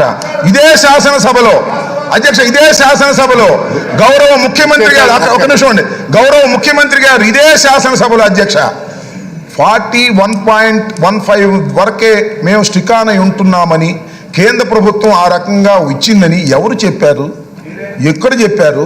మీరు చెప్పమని సవాలు చేస్తే మాజీ ముఖ్యమంత్రి గారు సమాధానం లేదండి. ఇవాళ నేను మనవి చేస్తున్నా అధ్యక్ష, ఇవాళ ఇవన్నీ ఎత్తుతున్నారు కదా ఈ ప్రశ్నల నుంచి. నేను మాజీ ముఖ్యమంత్రి గారి గురించి కూడా చెప్పాను. నేను, అయ్యా నువ్వు పోలవరం గురించి మాట్లాడుతున్నావు కదా, రా శాసనసభకు వచ్చి ఒక్కరోజు పోలవరం గురించి మాట్లాడి వెళ్ళమని చెప్పాను అధ్యక్ష. నేను ముర్ముకి ఓటు వేయడానికి అయితే వస్తాను కానీ పోలవరానికి మాత్రం మాట్లాడటానికి మాత్రం రాని బిగదీసి కూర్చున్నారు అధ్యక్ష. ఇవాళ మాట్లాడుతున్నారు అధ్యక్ష, ఇలాంటి మాటలు మాట్లాడేటటువంటి కార్యక్రమం చేస్తున్నారు అధ్యక్ష. 41.15 కాదు, 45.70 వరకు 72 వరకు కూడా ప్రాజెక్టు నిర్మాణం జరుగుతుంది 2 దశలుగా. ఇది వాస్తవం. తప్పుదో పట్టించేటటువంటి కార్యక్రమం చేస్తున్నారు. ఈ దుష్ట చతుష్టయం అంతా కూడా ఇది వాస్తవం కాదని మీ ద్వారా రాష్ట్ర ప్రజలకు తెలియజేస్తాను, వాసభ్యులకు కూడా చెప్తాను. నేనేంటంటే అధ్యక్ష, నేను కోరుకునేది ఒకటే, వారు మాట్లాడవలసింది ఏ ప్రశ్న వేశారో అంతవరకు మాట్లాడమనండి. అది డీవియేట్ అయితే నేను సమాధానం చెప్పవలసిన బాధ్యత నాకుంది. రాంగ్ ఇన్ఫర్మేషన్ సభలో చెప్పి ప్రజలకు చేరవేయడం కరెక్ట్ కాదు. వారు రాంగ్ ఇన్ఫర్మేషన్ ఏదైనా చెప్తే దానికి ప్రతి క్షణం లేచి సమాధానం చెప్తాను. అది నా రైట్ అధ్యక్ష, ఇది గుర్తుపెట్టుకోమని మీ తమ ద్వారా మనవి చేసుకుంటాను. బుచ్చయ్య చౌదరి గారు మీరు అధ్యక్ష, మినిస్టర్ గారు ప్లీజ్. బుచ్చయ్య చౌదరి గారు, మీరు ఏదైతే compensation of lands in Polavaram దాని మీద మీరు ప్రశ్న వేశారు, దానికి కన్ఫైడ్ అవ్వండి. మీరు టెక్నికాలిటీస్లోకి వెళ్తే come with another question form, మీరు ఇంకో ఫారంలో రండి. ఒక్క నిమిషం అధ్యక్ష, ఇందాక ఫస్ట్ క్వశ్చన్ 38 నిమిషాలు మీరు తీసుకున్నారు. సభ్యులు ఉపన్యాసాలు చెప్పారు. ప్రశ్నకి ఆన్సర్ కాదు, ఆన్సర్ ప్రశ్న కాదు, ఉపన్యాసాలు చెప్పారు.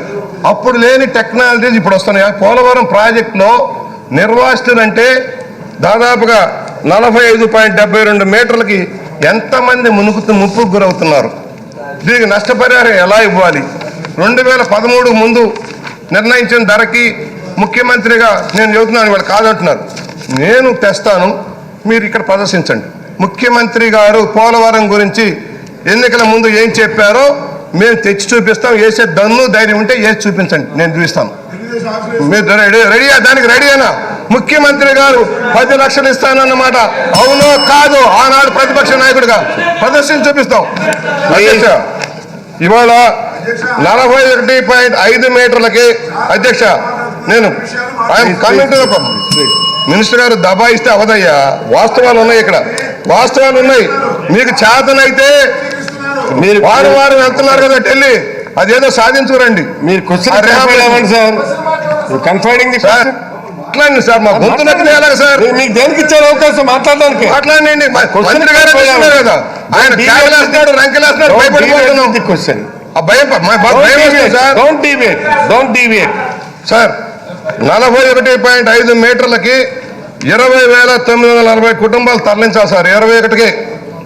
కానీ ఇప్పటి వరకు 11,556 కుటుంబాలు మాత్రమే తరలించారు. ఇంకా 8,570 కుటుంబాలు ముంపులో ఉన్నాయి. వాళ్ళని తొలగించడం వల్ల, వాళ్ళకి రిహాబిలేట్ చేయడం వల్ల, ఇల్లు కట్టడం వల్ల 45.72 అయితే 1,06,000 ఎకరాల పైచీలకు కావాలి. దాంట్లో మీరు 11,556 పోతే 94,400 మంది రిహాబిలేట్ చేయాలి. మేము అడుగుతుంది అది. ఇప్పటిదాకా ఎంతమందికి ఇచ్చారంటే ఎందుకు ఆన్సర్ చెప్పలేదు, ఎందుకు భయపడిపోతున్నారు లిస్టులు ఇవ్వడానికి? ఇవాళ ప్రాజెక్టు ముంపుతోటి పాటే ప్రాజెక్టు దాని మీద ఆధారపడింది. డయాఫ్రామ్ వాల్స్ అది ఎందుకు పోయింది తెలియాలంటే ఇంకా 2 ఏళ్ళు పెట్టి తేల్చలేకపోతున్నారు.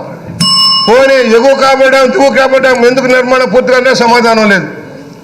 రాక్ఫిల్ ఎత్కం రాక్ఫిల్ డ్యామ్ సంగతి చెప్పడం లేదు. మరి 41.5 కూడా ఎందుకని సమాధానం చెప్పలేకపోతున్నారు రామానాయుడు గారు.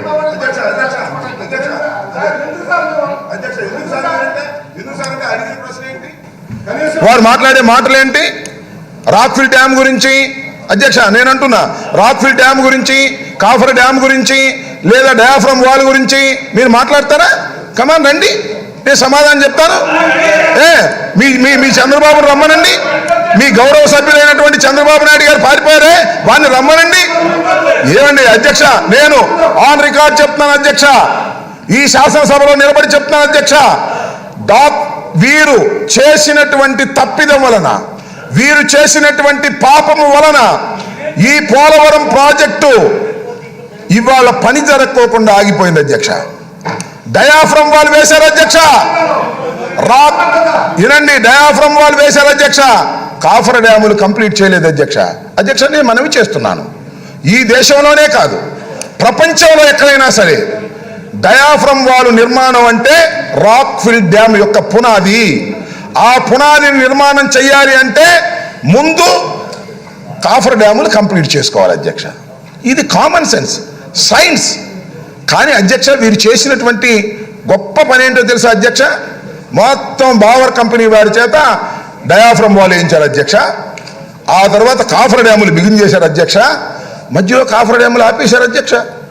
వరద వచ్చింది అధ్యక్ష, కాఫర్ డ్యాములు గుండా వాటి ఆపేసిన గ్యాప్లు గుండా గ్యాప్ 1 గ్యాప్ 2 కింద వెళ్ళి డయాఫ్రమ్ వాల్ కొట్టుకుపోయింది అధ్యక్ష. ఇది చరిత్రాత్మకమైన తప్పిదం కాదా అవునా చెప్పమని నేను అడిగితే సమాధానం లేదు అధ్యక్ష. వారి పత్రికల్లో రాస్తారు, దీని గురించి రాయమంటే లేదు అధ్యక్ష. నేను 3 ప్రశ్నలు అడిగాను అధ్యక్ష. ఇప్పుడు సవాలు చేసి అడుగుతా ఉన్నా ఈ శాసనసభాముఖంగా చంద్రబాబు నాయుడు గారు కానీ తెలుగుదేశం పార్టీని కానీ సమాధానం చెప్పని అడుగుతా ఉన్నాను అధ్యక్ష. అసలు నాకు తెలియక అధ్యక్ష అడుగుతాను, డయాఫ్రమ్ వాల్ కట్టేటప్పుడు కాఫర్ డ్యాములు కంప్లీట్ చేయకోకుండా డయాఫ్రమ్ వాల్ నిర్మాణం ఎలా చేశారో దీనికి సమాధానం చెప్పండి అని అడుగుతా ఉన్నా. అంతేకాదు కేంద్ర ప్రభుత్వం చేయవలసినటువంటి ప్రాజెక్ట్ అధ్యక్ష ఇది. కేంద్ర ప్రభుత్వం వారు విభజన చట్టంలో కేంద్ర ప్రభుత్వం వారు మేము చేస్తామన్నారు. అన్నీ కూడా కాఫర్ డ్యాముల నిర్మాణం కానీ, స్పిల్వే నిర్మాణం కానీ, ఎడమకాలు కానీ, కుడికాలు కానీ, నిర్వాసితులకు అయ్యే డబ్బులు కానీ ఎవరిపై కేంద్ర ప్రభుత్వం నుంచి ఇచ్చి పూర్తి చేస్తామని చెప్పారు అధ్యక్ష. అలాంటి ప్రాజెక్ట్ని మీరు ఎందుకు తీసుకున్నారు అధ్యక్ష? దీనికోసం తీసుకున్నారు అధ్యక్ష. అంటే అధ్యక్ష దీనికి సమాధానం ఇంతవరకు లేదు అధ్యక్ష. మరొక మాట చెప్తున్నాను అధ్యక్ష, ఇది తీసుకున్నప్పుడు చంద్రబాబు నాయుడు గారు ఏం చెప్పారో తెలుసా అధ్యక్ష? కేంద్ర ప్రభుత్వం అయితే తొందరగా పూర్తి చేయదు, ఇది మన రాష్ట్రానికి చెందినటువంటి ప్రభుత్వం, మన రాష్ట్రానికి చెందినటువంటి ప్రాజెక్టు, మనం దగ్గరుండి చేయించుకుంటే బాగుంటుంది అని చెప్పి అక్కడ ఒక ఇరిగేషన్ మంత్రి గారిని పెట్టారు అధ్యక్ష. మొదలెట్టారు అధ్యక్ష. ఇరిగేషన్ మంత్రి గారు అధ్యక్ష ఇక్కడే ఈ శాసనసభలో నేను లేను, ఇలా పెట్టాడు, 2018కి పూర్తి చేసి కుడి కాలువకి ఎడమ కాలువకి నీళ్ళు ఇస్తాం, రాసుకో, సాక్షి పత్రికలో రాసుకో అన్నాడు అధ్యక్ష.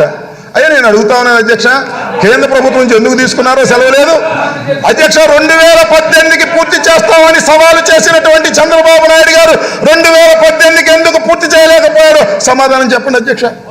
దానికి సమాధానం లేదు అధ్యక్ష. అంతా ఏటీఎం లాగా వాడుకున్నారు అధ్యక్ష. నవయుగ కంపెనీకి దోచిపెట్టేటటువంటి కార్యక్రమం మా ముఖ్యమంత్రి గారు చెప్తుంటారు. డిపిటి దోచుకో, పంచుకో, తినుకో. ఎక్కడండి నవయుగ? ఎక్కడ వచ్చిందండి నవయుగ? నవయుగ ఎవరండి? రామోజీరావు గారి బంధువుల కంపెనీ. బంధువు అంటే ఎవరు అధ్యక్ష తెలుసా అధ్యక్ష? మీ ద్వారా చెప్తున్నా. రామోజీరావు గారికి సుమన్ అనే ఒక కుమారుడున్నాడు అధ్యక్ష, పాపం ఆయన చనిపోయాడు. ఆయన కూతురికి విశ్వేశ్వరరావు గారి కూతురు బిడ్డనిచ్చి వివాహం చేస్తే వారి బంధుత్వం అధ్యక్ష. ఈ బంధుత్వంలో రామోజీరావు గారికి దోచిపెడదాం అనేటువంటి కార్యక్రమం చేసేటటువంటి మీరు ఎత్తారు కాబట్టి చెబుతున్నా. కాఫర్ డ్యాముల గురించి, డయాఫ్రమ్ వాల్ గురించి మీరు మాట్లాడారు కాబట్టి చెప్తున్నా అధ్యక్ష. నేను సవినయంగా మనవి చేస్తున్నాను అధ్యక్ష. ఈ శాసనసభలో ఈ రోజున ఈ కాఫర్ డ్యాములు నిర్మాణం కాకోకుండా అధ్యక్ష, డయాఫ్రమ్ వాల్ నిర్మాణం చేయటం వలన డయాఫ్రమ్ వారు 400 కోట్లు అధ్యక్ష. ఆ 400 కోట్లు పోయినట్టు అధ్యక్ష. ఆ తర్వాత అక్కడ పెద్ద కవర్స్ ఏర్పడ్డాయి అధ్యక్ష. అవి పూడ్చడానికి సుమారుగా 2000 కోట్ల రూపాయలు అవుతాయని అంచనా వేస్తున్నారు అధ్యక్ష. అంటే 3000 కోట్ల రూపాయలు అదనంగా ఈ ప్రాజెక్టుకి భారం పడే విధంగా చంద్రబాబు నాయుడు గారు చేశారంటే అధ్యక్ష, ఇది జాతికి క్షమించదగిందేనా అధ్యక్ష? నేను ఇక్కడ ఒక్క విషయాన్ని మీరు ఓపగలరండి, ఒక్క విషయాన్ని చెప్తున్నాను అధ్యక్ష. ఈ దేశంలో వ్యవస్థలు ఉన్నాయి అధ్యక్ష. ఈ వ్యవస్థలు మేనేజ్ చేయబడుతున్నాయి. దురదృష్టవశాత్తు భారతదేశంలో మేనేజ్ చేసుకోవడంలో చంద్రబాబు నాయుడు గారి దిట్ట. ఇలాంటి వ్యవస్థలు మేనేజ్ చేయబడినటువంటి దేశం కాబట్టి సరిపోతుంది కానీ అధ్యక్ష, నేను మనస్ఫూర్తిగా చెప్తున్నా, ఏదో చంద్రబాబు నాయుడు గారు రాజకీయంగా నేను వ్యతిరేకనని కాదు అధ్యక్ష. పోలవరానికి చేసినటువంటి అన్యాయం వలన, పోలవరానికి చేసినటువంటి పాపం వలన, ఇదే ఇంకొక దేశంలో స్ట్రిక్ట్ గా ఉండే దేశంలో అయితే చంద్రబాబు నాయుడు గారిని ఉరేస్తారు అధ్యక్ష. నేను మనవి చేస్తున్నా. నేను ఇంకొక సమాధానం చెప్తాను అధ్యక్ష. పోలవరంలో చంద్రబాబు నాయుడు గారు చేసిన తప్పిదం ఇవాళతో పోదు అధ్యక్ష.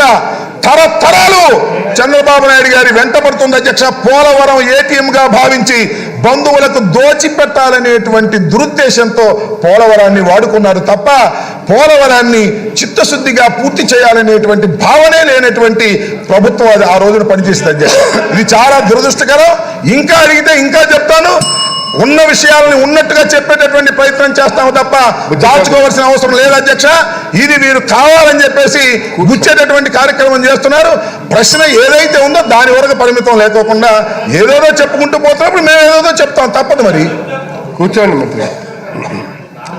ఎందుకు దడుచుకుంటున్నారో మంత్రి గారు, ఎందుకు భయపడిపోతున్నారో నాకు అర్థం కావట్లేదు. ఈయన రెండో కృష్ణుడు. ఒక కృష్ణుడు ఇక్కడే సవాల్ ఇస్తున్నాడు. 21 ఏప్రిల్ నాటికి పూర్తి అన్నారు, రెండోసారి 27 డిసెంబర్ అన్నారు, మూడోసారి 22 ఏప్రిల్ నాటికి అన్నారు. ఇప్పుడు 25కి 26 పూర్తయిద్దో లేదో నాకు తెలియదు, పాపం రాంబాబు గారికి తెలియాలి. అవన్నీ పక్కన పెడితే ఇది సబ్జెక్టు సంబంధించి మాట్లాడారా లేదు మీ విఘ్నతకు వదిలేస్తున్నారు అధ్యక్ష. మీ విఘ్నతకు వదిలేస్తున్నా. ఆయన మాట్లాడిన మాటలు సబ్జెక్టు సంబంధించిందా లేక దేన్ని మాట్లాడా మీ విఘ్నతకు వదిలేస్తున్నా. ఈవేట్ అయ్యారు, దాని మీద ఆయన సార్ ఇదిగోండి, రంపచోడవరంలో ముఖ్యమంత్రిగా కాకముందు ప్రతిపక్ష నాయకుడిగా జగన్మోహన్ రెడ్డి గారు నిర్వాసులకు ఇచ్చిన హామీ మీ పత్రికలోనే వచ్చింది, చూసుకోండి. కావాలంటే అక్కడ ఏది చూపించండి. ఎందుకు ఇవ్వలేదు? ఇవాళ ఏదైతే 55,548 కోట్లకి సాంకేతికంగా యాక్సెప్ట్ చేశారు, దాంట్లో ఆ రోజున ఏదైతే ఏటీఎం అన్న ఏనండి మాట్లాడండి సార్, తర్వాత ఆయన వాడు వేసిన ప్రశ్న ఏంటి అధ్యక్ష? ఆగండి, వాడు వేసిన ప్రశ్న ఏంటి అధ్యక్ష? కదా ప్లీజ్ సీఎం గారు. అధ్యక్ష,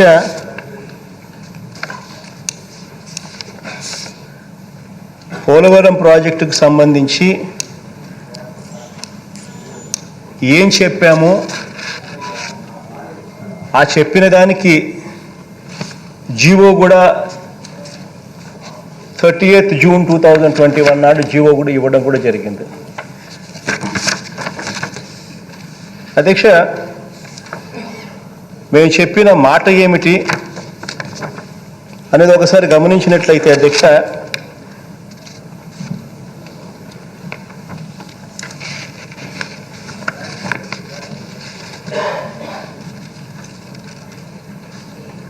ఈ జీవో ఒకటి స్కాన్ చేసి పెట్టాము, ఒకసారి చూపిస్తారు. ఒకసారి ఈ జీవో ఒకసారి స్కాన్ చేసి పెట్టండి. చేసా స్కాన్ కూడా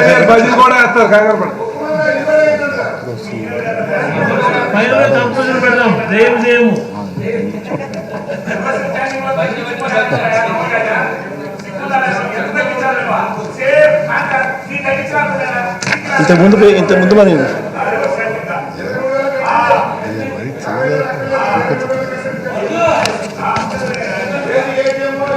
R&R కాంపన్సేషన్ కింద అధ్యక్ష, R&R కాంపన్సేషన్ కింద గతంలో 6,86,000 రూపాయలు గతంలో చంద్రబాబు నాయుడు గారి ప్రభుత్వం ఇస్తే మేము అన్నాము, మేము అధికారంలోకి వచ్చిన తర్వాత దాన్ని 10 లక్షలు చేస్తాము అని చెప్పి మేము అన్నాము. మీరు 6,86,000 రూపాయలు మీరు ఇచ్చినారు, దాన్ని 10 లక్షల రూపాయలు చేస్తామని అన్నాము. అన్నదానికి తగ్గట్టుగానే జీవో కూడా ఇష్యూ కూడా చేసినాం. దాని గురించి ఎక్కడ డౌట్ కూడా ఏమీ లేదు, ఎక్కడ దాని గురించి ఆక్షేపణ లేదు, దాని గురించి డిస్కషన్ డిబేట్ రెండూ లేవు. మేము ఇచ్చిన దానికి సంబంధించి ఆ జీవోను కూడా ఒకసారి స్కాన్ చేసి కూడా చూపించమని చెప్పి కూడా అడుగుతా ఉన్నాను. ఆ జీవో కూడా చూడండి, మీరు 36/2021లో జీవో కూడా ఇచ్చినాము. ఒకవేళ కళ్ళు ఉండి చూడలేకపోతే నేనేం చెప్పలేను, కానీ కళ్ళు ఉండి చూడగలిగితే మాత్రం దయచేసి చూడమని చెప్పి కోరుతా ఉన్నాను. క్లియర్ కట్గా 36/2021 నాడు. ఒక నిమిషం చెప్తా కదా, మాట్లాడుతున్నాను కదయ్యా. మాట్లాడనీయకూడదు, మాటలు బయటికి పోకూడదు అనే దురుద్దేశంతో మాట్లాడాలనుకున్నప్పుడు మనం ఏం చేయలేదు. అధ్యక్ష, దాంట్లో క్లియర్ కట్గానే దానికి సంబంధించినంత వరకు ఏమైతే చెప్పామో R&R కింద ఏదైతే గతంలో చంద్రబాబు నాయుడు గారు 6,86,000 రూపాయలు మాత్రమే ఇస్తూ ఉంటే, అక్కడ ఆక్రందన వినిపిస్తూ ఉంటే, ఏమాత్రం కూడా మనసు లేకుండా చంద్రబాబు నాయుడు ప్రవర్తించిన తీరుకు నిరసనగా మేము అధికారంలోకి వస్తే దాన్ని R&R ప్యాకేజీని 10 లక్షలు చేస్తామని చెప్పాము. చెప్పిన మేరకు జీవో కూడా ఇష్యూ చేశాము. ఆ చెప్పిన దానికి మేరకు మాట కట్టుబడి కూడా ఉన్నామని కూడా ఈ సందర్భంగా తెలియజేస్తా ఉన్నాను. అధ్యక్ష, దీనికి సంబంధించి మొదట డ్యామ్ పూర్తి అయిన తర్వాత మొదట నీటి నిల్వ చేసేది 41.15 మీటర్స్ ఎత్తుకు. ఎందుకంటే డ్యామ్ సెక్యూరిటీ ప్రకారం కూడా డ్యామ్లో పూర్తి స్థాయిలో నీళ్లు కూడా నిలవడం కూడా ఒకేసారి కూడా నిల్వ పెట్టడం కూడా డ్యామ్ సెక్యూరిటీకి కూడా మంచిది కాదన్నది CWC నిబంధనలు కూడా చెప్తాయి అధ్యక్ష. దానికి తగ్గట్టుగానే 41.15 మీటర్స్కు సంబంధించి మొట్టమొదటగా డ్యామ్లో పూర్తిగా నీటి నిల్వ చేసే కార్యక్రమానికి శ్రీకారం చుట్టడం జరుగుతుంది అధ్యక్ష. దానికి తగ్గట్టుగా దానికి సంబంధించిన కాంపన్సేషన్ ఏదైతే ఉంటుందో ఆ కాంపన్సేషన్కు దానికి సంబంధించి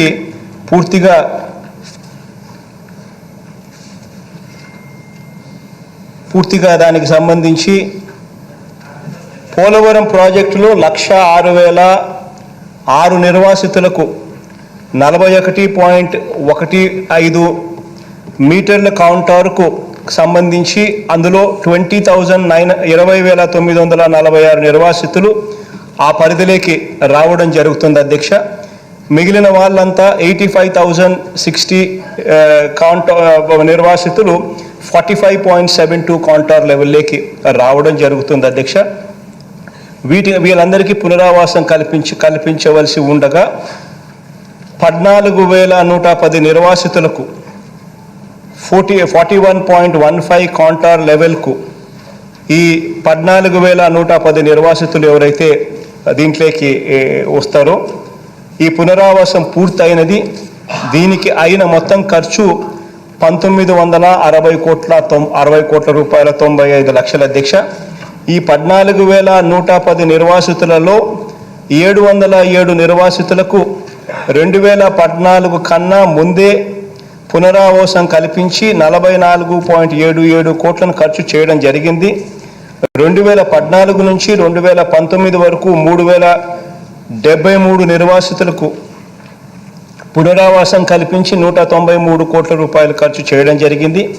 అలాగే 2019 నుండి ఇప్పటికీ 10,330 నిర్వాసితులకు పునరావాసం కల్పించి 1,722 కోట్ల 78 లక్షలు ఖర్చు చేయడం జరిగింది.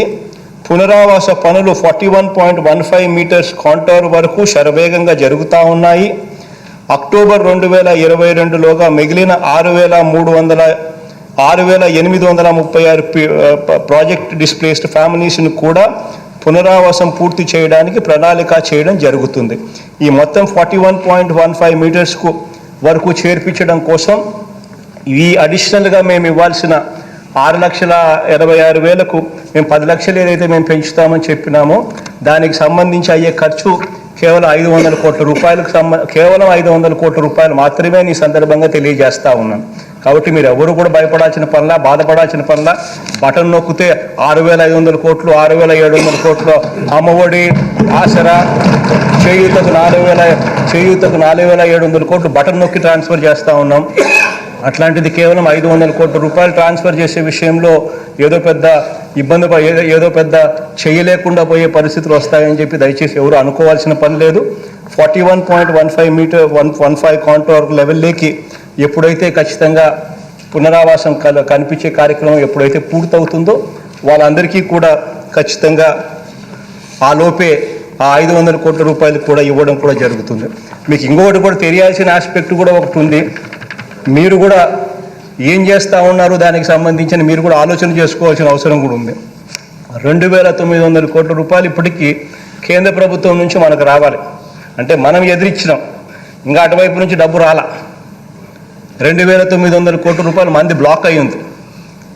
దీనికి సంబంధించి ఎందుకు ఈ పరిస్థితి వచ్చిందంటే దానికి కారణం చంద్రబాబు నాయుడు గారు ఆ రోజు అర్ధరాత్రి పూట లేని స్పెషల్ ప్యాకేజ్ అంటూ ఒకటి యాక్సెప్ట్ చేసి ఆ 2011-12 సంబంధించి పాత రేట్ల ప్రకారమే ఇస్తాము, అంతకన్నా మేము రేట్లు ఇవ్వము అని చెప్పి వాళ్ళు చెప్పడము.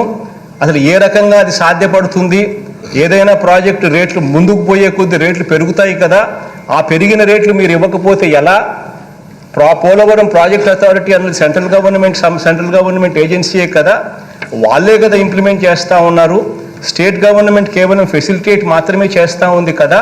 మరి అలాంటప్పుడు ఇలాంటి నిబంధన పెట్టడం ధర్మమేనా, కరెక్టేనా అని చెప్పి అడగాల్సింది పోయి ఆ రోజు గుడ్డిగా దానికి యాక్సెప్టెన్స్ అని చెప్పి దానికి తోడు ఢిల్లీలో అక్కడ మీ వాళ్ళే స్టేట్మెంట్లు ఇప్పించి ఆయన అరుణ్ జైట్లీ ఆ స్టేట్మెంట్ ఇస్తూ ఉంటే అర్ధరాత్రి పూట పక్కనే మీ సుజనా చౌదరి, మీ కేంద్ర క్యాబినెట్లో ఉన్న మీ మంత్రులు అందరూ పక్కన అక్కడే నిలబడి దానికంతా యాక్సెప్ట్ చేసి మరుసటి రోజు చంద్రబాబు నాయుడు గారు ఇక్కడ అసెంబ్లీలో కూడా బ్రహ్మాండమైన ప్యాకేజ్ వచ్చింది అని చెప్పి అసెంబ్లీలో కూడా ఇక్కడ సిగ్గు లేకుండా చెప్పి పూర్తిగా మభ్యపెట్టించి ప్రజలంతా మోసం చేసి పూర్తిగా ప్రజలను ఇబ్బందులు పెట్టే కార్యక్రమం చేసి ఇప్పుడు దానివల్ల ఏం జరిగింది అని అంటే వాళ్ళు దానివల్ల ఆ ప్రాజెక్టుకు సంబంధించిన ఆ ఖర్చు మేము ఆ రేట్లే ఇస్తాము, వేరే రేట్లు మేము ఇవ్వము అని చెప్పి వాళ్ళు గట్టిగా భీష్మించుకొని కూర్చొని ఉన్న నేపథ్యంలో వాళ్ళను కన్విన్స్ చేయడం కోసం ఇన్ని అగసాట్లు పడతా ఉన్నాం.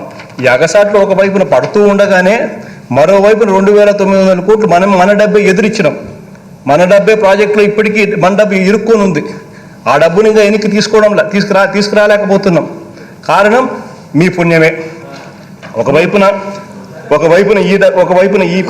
ఈ విషయాలు ఇలా ఉంటే ఇంకొకటి ఏంది, 5 లక్షల రూపాయలు మేము గతంలో కూడా ఎవరికైతే ఇంతకుముందు 1,50,000 రూపాయి ఎవరికైతే గతంలో ఇచ్చినారో ఆ 1,50,000 రూపాయి ఎవరికైతే ఇచ్చినారో వాళ్ళందరికీ కూడా ఆ పొద్దు ఇచ్చిన అమౌంట్ కూడా చాలా తక్కువ అమౌంట్, వాళ్ళకు కూడా డబ్బు ఇస్తాము, వాళ్ళకు కూడా పెంచి వాళ్ళకు కూడా 5 లక్షల రూపాయలు చేస్తామని చెప్పినాం. ఆ మాటకు కూడా కట్టుబడి ఉండామని చెప్పి కూడా ఈ సందర్భంలో సభాముఖంగా కూడా తెలియజేస్తా ఉన్నాను.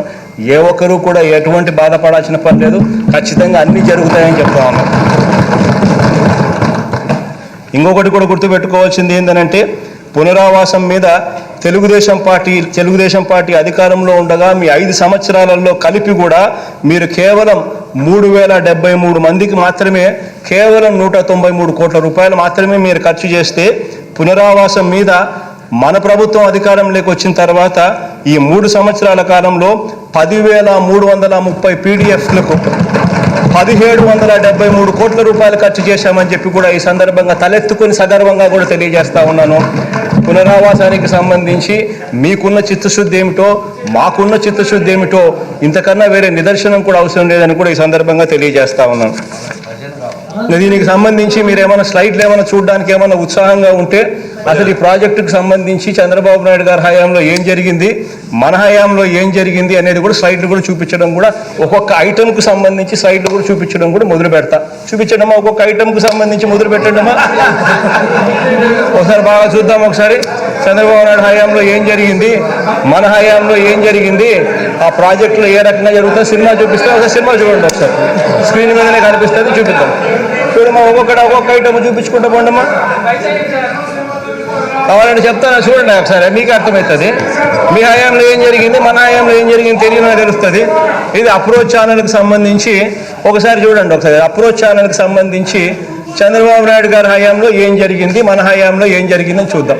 ఇది అప్రోచ్ ఛానల్కి సంబంధించి చంద్రబాబు నాయుడు గారి హయాంలో జూన్ 2019లో ఇలా బీడుగా ఉన్న భూమి, ఇలా బీడుగా ఉన్న భూమిలో నుంచి ఏకంగా అప్రోచ్ ఛానల్ నీళ్లను డైవర్ట్ చేసి అప్రోచ్ ఛానల్ తయారు చేసి నీళ్లను డైవర్ట్ చేసే కార్యక్రమం ఈరోజు కనిపిస్తూ ఉంది. దీనికి సంబంధించి మధ్యలో ఉన్న ఫొటోస్ కూడా కొంచెం పెట్టి చూపిస్తే కరెక్ట్గా బాగా అర్థమవుతుంది, సీక్వెన్స్ ఆఫ్ ఈవెంట్స్ కూడా అర్థమవుతుంది. చూడమ్మా ఒకసారి, ఇది స్పిల్ ఛానల్, అప్రోచ్ ఛానల్లో 3-4 ఫోటోలు కూడా ఉన్నాయి.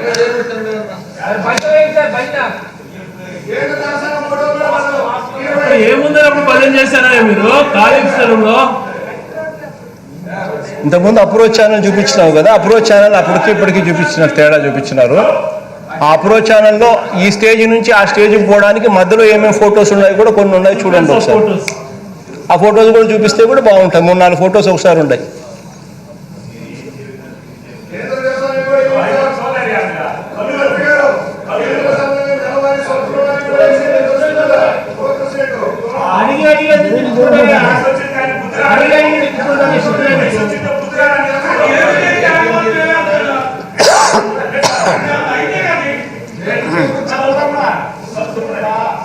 అన్ని ఫొటోస్ చూపెట్టలేదా?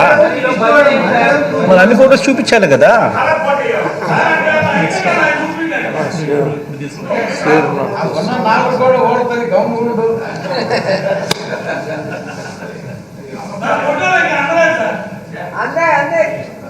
నాకున్నాయి, నాకు తెలుసు, వాళ్ళు చూపించే మిగతా అందరికీ తెలుస్తుంది.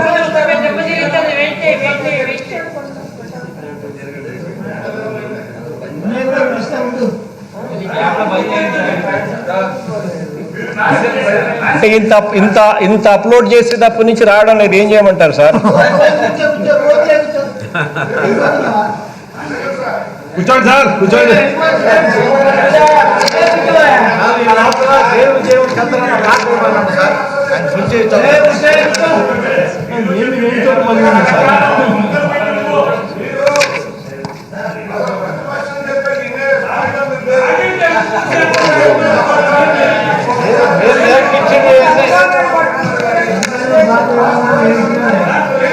చూపిస్తా ప్రోగ్రెస్, పురోగతి అన్నిటితో పాటు ప్రాజెక్టును ఏ రకంగా చంద్రబాబు నాయుడు గారు దగ్గరుండి నాశనం చేసినారు అనే దానికి కూడా చూపిస్తాం.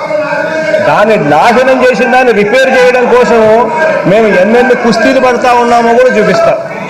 నాశనం చేసింది మీరు చూడ ఒకసారి.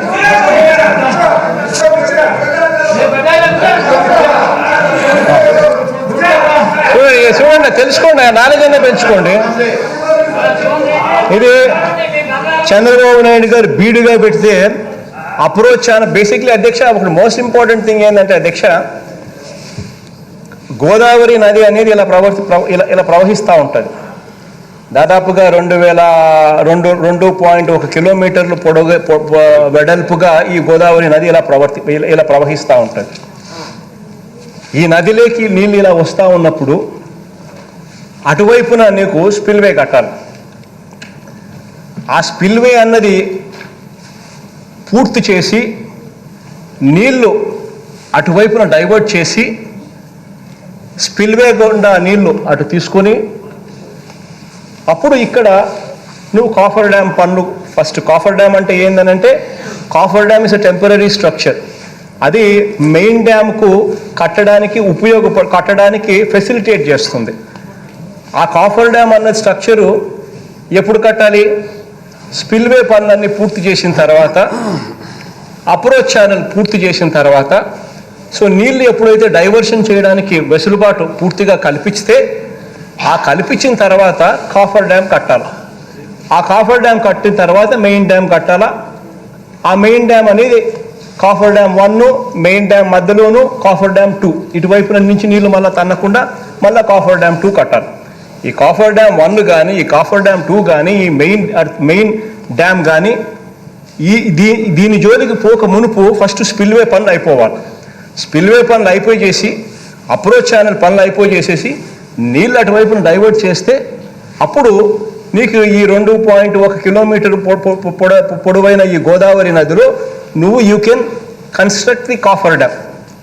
అటువంటిది మీ పెద్ద మనిషి చంద్రబాబు నాయుడు గారు ఏం తెలివితేటలు ఉన్నాయో నాకు అయితే తెలియదు. 14 ఏళ్ళు ముఖ్యమంత్రి అంటాడు, 40 ఏళ్ళ ఇండస్ట్రీ అంటాడు. అసలు ఏ రకంగా he's unfit to be even and MLA కూడా ఎమ్మెల్యే కావడానికి కూడా అన్ఫిట్. ఆ స్థాయిలో గూఫప్ చేసిన మనిషి ప్రపంచ చరిత్రలో ఎవడు ఉండడు.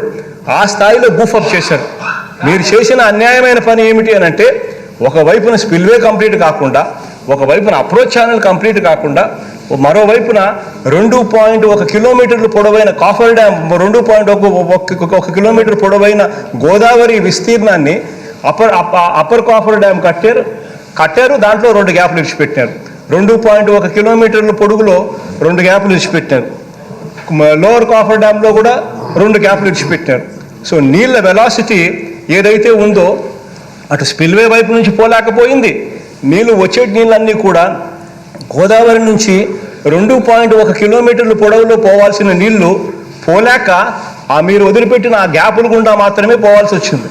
ఆ గ్యాపుల గుండా పోయేసరికి ఏమవుతుందంటే, గ్యాప్ తక్కువ ఉంది కాబట్టి వెలాసిటీ పెరుగుతుంది. నీళ్లు వెలాసిటీ పెరిగేసరికి ఏమైంది, స్కౌరింగ్ జరిగింది. దానికి కారణం ఎవరు? స్కౌరింగ్ జరగడానికి కారణం కేవలం మీరు ప్లానింగ్ లేకుండా కట్టడం వల్లనే స్కౌరింగ్ జరిగింది. ఈ స్కౌరింగ్ అంటే ఏంది, పూర్తిగా డయాఫ్రమ్ వాల్ నుంచి పూర్తిగా ఎత్తేసింది వెలాసిటీ వల్ల. దీనికి కారణం ఎవరైనా కూడా మీ ఇష్టం వచ్చిన వాళ్ళని అడుగు. బుర్ర ఉండి, కామన్ సెన్స్ ఉండి, తెలుగుదేశము వైసీపీ అని చెప్పి పార్టీలు తేడా లేకుండా ఎన్ని న్యూట్రల్ వ్యక్తి దగ్గరికి ఇది చూపించు అడుగు. ఏ న్యూట్రల్ వ్యక్తి అయినా కానీ అంటాడు, అసలు నేను ముఖ్యమంత్రి కూడా చేసింది ఇంత తక్కువ, ఇంత ఎదవ పని అని చెప్పి ఎవడైనా చెప్తాడు. కానీ మీరు దగ్గరుండి చేయించినారు. ఈ పొద్దు మీరు చేసిన తప్పును అవతల మీద ఏలెత్తి చూపించే దానికోసం రకరకాల కుయుక్తులు పండుతున్నారు. మా కర్మ ఏమిటంటే, మీకే ఈనాడు ఉంది, మీకే ఆంధ్రజ్యోతి ఉంది, మీకే టీవీ5 ఉంది, ఎల్లో మీడియా మొత్తం మీదే. కాబట్టి అబద్ధాన్ని నిజం చేయడం కోసం గోబల్స్ ప్రచారాలు మొదలుపెట్టే కార్యక్రమాలు చేస్తూ ఉన్నారు. చూడండి ఒకసారి, మీరే అర్థమవుతుంది మీకే. కానీ ఇప్పటికైనా అర్థమవుతుందో చూసుకోండి. ఇది అప్రోచ్ అని ఇంతకుముందు ఫోటో ఒక ప్రాజెక్టు నాశనం చేసినారు కదా. ఇది చంద్రబాబు నాయుడు గారి హయాంలో అప్రోచ్ ఛానల్ పరిస్థితి ఇది. ఫస్ట్ ఆఫ్ ఆల్ ఇది అప్రోచ్ ఛానల్ అయిపోయి ఉండాలి. అప్రోచ్ ఛానల్ అయిపోకపోగా, ఎందుకంటే స్పిల్వేకి నీళ్ళు డైవర్ట్ చేయాలని అంటే అప్రోచ్ ఛానల్ గుండానే డైవర్ట్ కావాలి. అట్లాంటిది అప్రోచ్ ఛానల్ అనేది కంప్లీట్ కాకపోగా ఈ రకంగా అప్రోచ్ ఛానల్ అనేది ఈ మాదిరిగా తయారయ్యి, ఈ మాదిరిగా మీరు పోయే టయానికి, ఈ మాదిరిగా మేము వచ్చే టయానికి ఈ మాదిరిగా ఉంది. నెక్స్ట్ ఫోటో చూపించండి. ఇది మేలో అప్రోచ్ ఛానల్లో మేము పనులు మొదలు పెట్టించి మేము పూర్తిగా చేస్తా ఉన్నాం. చూడండి ఎన్ని పొక్కలైనా కనపడుతున్నాయి చూడండి. అక్కడ 1, 2, 3, 4, 5, 6, 7, 8, 11 పొక్కలైనా ఆనే కనపడతా ఉన్నాయి. ఇక్కడే ఇన్ని పొక్కలైనా పెట్టి ఇవన్నీ మేము అప్రోచ్ ఛానల్ చేస్తూ ఉన్నాం. దాని నెక్స్ట్ ఫోటో జూన్ 2021కు వాళ్ళ అప్రోచ్ ఛానల్లోకి నీళ్ళు డైవర్ట్ చేస్తున్నాం. అప్రోచ్ ఛానల్లోకి నీళ్ళు డైవర్ట్ చేసేదానికి గడ్డ తీస్తూ ఉన్నాం. నెక్స్ట్ ఫోటో మార్చ్ 2022కు అప్రోచ్ ఛానల్ పూర్తిగా ఆ నుంచి అప్రోచ్ ఛానల్కు నీళ్ళు డైవర్ట్ చేసే కార్యక్రమానికి శ్రీకారం చుట్టి నీళ్ళు డైవర్ట్ అయినాయి. స్పిల్వే నుంచి నీళ్ళు వచ్చేదానికి రెడీ అయినాయి. డ్యామ్ అయిపోయి చేసేసుకొని గేట్లు పెట్టేసి స్పిల్వే గేట్లు కూడా పెట్టిన తర్వాత అప్రోచ్ ఛానల్లో నుంచి నీళ్లు డైవర్ట్ అయ్యి ఇప్పుడు కిందికి వస్తూ ఉన్నాయి. ఇది ఫస్ట్ జరిగిండాల్సింది. ఇది జరగకోకుండా కాఫర్ డ్యామ్ పనులు మొదలుపెట్టి, కాఫర్ డ్యామ్ పనులు కూడా 2.1 కిలోమీటర్లు పొడవైన గోదావరి నదిని నువ్వు పూర్తిగా 2 గ్యాపులు మాత్రమే క్రియేట్ చేసేసి మిగతాదంతా కాఫర్ డ్యామ్తో కట్టించేసేసి నీళ్ళన్నీ కూడా ఆ గ్యాపులు గుండా పోయే కార్యక్రమం చేసేస్తే స్కౌరింగ్ జరిగింది. ఇది వాస్తవం. నెక్స్ట్ చూపించుమా స్పిల్వే. ఇది స్పిల్వే. ఇది చంద్రబాబు నాయుడు గారు 2018లో అసలు స్పిల్వే పనులు ఏమి మాత్రం కూడా పూర్తి కాకుండా పునాదులు వేసి ఏకంగా ఆయన కొడుకు, ఆయన మనవడు, ఆయన భార్య ఇంకా జయం జయం చంద్రన్న అని చెప్పి మళ్ళా ఇదొకటి జయం జయం చంద్రన్న అని మళ్ళా పాట. ఇది ఈ రకంగా మీరు అయిపోయినట్టుగానే ఇంప్రెషన్ ఇస్తూ ఈ రకంగా చేస్తారు. నెక్స్ట్ ఫోటో చూపించుమా. అది చంద్రబాబు నాయుడు గారు మార్చి 2019లో ఇది పరిస్థితి. పియర్స్ అన్నీ కూడా ఇంకా పైకి లేయాలి. పియర్స్ అన్నీ పైకి లేచిన తర్వాత గేట్లు పెట్టాలి. ఆ గేట్లు పెట్టిన తర్వాత కానీ స్పిల్వే ఛానల్ అనేది పూర్తి కాదు. మీరు పియర్స్ అన్నీ కూడా ఆ లెవెల్లో ఉన్నాయి. నెక్స్ట్ ఫోటో చూపించమా. తర్వాత మేము వచ్చిన తర్వాత దీన్ని ముందుకు తీసుకొని పోయే కార్యక్రమానికి శ్రీకారం చుట్టాం. Next photo చూపించమా. చూడండి, జూన్ 2021కు పూర్తిగా అక్కడి నుంచి మీరు కింద వదిలేసినారు, చూసినారా? కింద ఎనికి పోమా. ఆ పోర్షన్, ఈ పోర్షన్ నుంచి ఇప్పుడు ముందుకు బా. ఈ పోర్షన్ నుంచి పైకి లేచింది. సబ్స్టాన్షియల్ ప్రోగ్రెస్ అంటే అది ఆ పియర్స్ అన్ని కూడా పైకి లేచిన ప్రోగ్రెస్. అది ఒకసారి చూడండి ఒకసారి. నెక్స్ట్ ఫోటో అమ్మా. పెట్టి గేట్లు పెట్టి ఇప్పుడు నీళ్ళు అప్రోచ్ ఛానల్ నుంచి నీళ్ళు డైవర్ట్ చేసి స్పిల్వే నుంచి నీళ్ళు బయటకు పోయేట్టు చేస్తూ ఉన్నాం. ఇది చేయకోకుండా ఎవరైనా బుద్ధున్నోడు ఎవరైనా కాఫర్ డ్యామ్ కడతాడాయా? ఆశ్చర్యం కలిగిస్తే అసలు మీరు మీ దగ్గర నుంచి మీ మాటలు వింటూ ఉంటే అసలు. కానీ నెక్స్ట్ ఫోటో. ఇప్పుడు చూడండి, ఇది స్పిల్వే. నీళ్ళు చూడండి, నీళ్ళు చూసినారా? ఎక్కడి నుంచి దీనిలో నుంచే పోతా ఉన్నాయి నీళ్ళు. Next one spillway. అప్పుడు నవంబర్ 2019 అప్పుడు పరిస్థితి స్పిల్వే అది. ఇప్పుడు స్పిల్వే పరిస్థితి ఇది.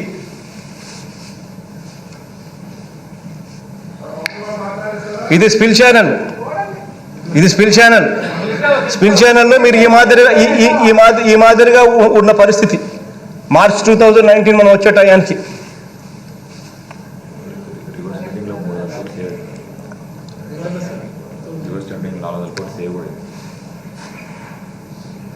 ఇది జనవరి 2020 స్పిల్ ఛానల్ చేస్తూ ఉన్న కార్యక్రమాలు.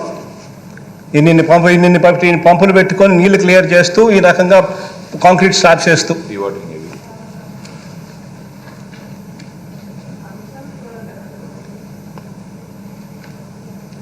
చేసి స్పిల్ ఛానల్లో కూడా ఆ మాదిరిగా కంప్లీట్ చేసి ఆ మాదిరిగా నీళ్లు పోతూ ఉన్నాయి. ఇది అప్ స్ట్రీమ్ కాఫర్ డ్యామ్. ఇదే బాగా గమనించండి. మీ పెద్ద మనుషులంతా మీరంతా కలిసి చేసిన అన్యాయమైన పని ఏమిటంటే చూసినారా? గ్యాప్ చూసినారా? Up stream coffer dam. ఆ గ్యాప్ కనపడతా ఉందా? 2.1 కిలోమీటర్ గోదావరి నది. ఆ 2.1 కిలోమీటర్ గోదావరి నదిలో అటువైపు ఒక గ్యాప్ పెట్టినారు, అక్కడ ఆ చివరిలో. ఇటువైపున ఇక్కడ ఒక గ్యాప్ పెట్టినారు ఈ చివరిలో. 2.1 నదిలో 2.1 కిలోమీటర్ విస్తీర్ణంలో పోవాల్సిన గోదావరి నదిని 2.1 కిలోమీటర్స్ నుంచి కట్టడి చేసి కేవలం ఎంత గ్యాప్స్ ఎంత? గ్యాప్ 1 ఎంత, గ్యాప్ 3 గ్యాప్లు ఎంత ఉన్నాయి?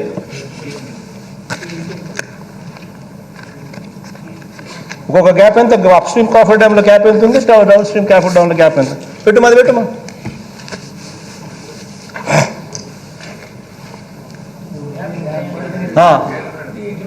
ఎగువ కాఫర్ డ్యామ్లో ఒక చోట 380 మీటర్ల గ్యాప్ ఆ పక్క పెట్టినారు, 300 మీటర్ల గ్యాప్ ఈ పక్క పెట్టినారు. ఈ గ్యాప్లో నుంచి నీళ్లు పోవాలి. అంటే 2.1 కిలోమీటర్ల విస్తీర్ణంలో పోవాల్సిన నీళ్లను మీ పుణ్యమా అని చెప్పి ఈ గ్యాపుల మధ్యలో నుంచి మాత్రమే పోయే పరిస్థితిలోకి వచ్చేసరికి స్కౌరింగ్ జరిగింది.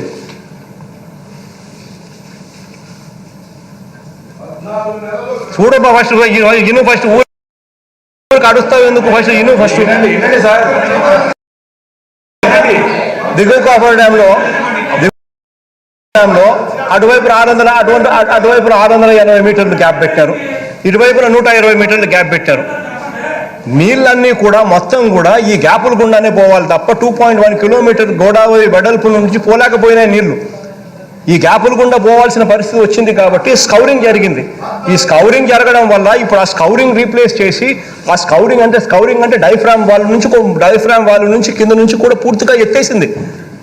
పూర్తిగా గుంతలు పడ్డాయి. ఈ గుంతలు పడిన దాన్ని ఇప్పుడు కింద డైఫ్రామ్ వాళ్ళ నుంచి ఇప్పుడు కట్టుకుంటూ వస్తూ ఉన్నాం. నేను ఈ డిలే కావడానికి కారణం మీరు చేసిన ఈ తప్పుడు పనులు అని చెప్పి మీకు ఎందుకు అర్థం కావడం లేదు? అర్థం కాకపోగా మళ్ళీ అవతలోని మీద ఏలెత్తి చూపించడానికి మీకు మనసు ఎలా వస్తూ ఉంది? అసలు ఉన్నారా? రాక్షసుల్లా ఆలోచన చేస్తూ ఉన్నారు అనేది ఎందుకు మీకు అర్థం కావడం లేదు? చూడండి, అది పరిస్థితి. అది అక్కడ ఒక గ్యాప్, ఇక్కడ ఒక గ్యాప్, ఇక్కడ ఒక గ్యాప్, ఇక్కడ ఒక అప్ స్ట్రీమ్ కాఫర్ డ్యామ్లో ఈ గ్యాప్ 300 మీటర్స్, అక్కడ gap 380 metres. Down stream coffer డ్యామ్లో అక్కడ గ్యాప్ 680 మీటర్స్, ఇక్కడ గ్యాప్ 120 మీటర్స్. మొత్తం నీళ్ళన్నీ కూడా ఆ రకంగా పోవాల్సి వచ్చినందువల్ల స్కౌరింగ్ జరిగింది. దీనికి టోటల్గా పూర్తి బాధ్యత మీరు తీసుకొని మీ వల్లే ఈ డిలే అయింది అనేది మీకు ఎందుకు అర్థం కావడం లేదో నాకైతే అర్థం కావడం లేదు. ఏదైతే ఎవరో ఒకరి మీద చూపించాలా అని చెప్పి చేయాలనే దుర్బుద్ధి తప్పునిచ్చి కనపడతా ఉన్న సత్యాన్ని పూర్తిగా మభ్యపెట్టే కార్యక్రమం. కానీమ్మా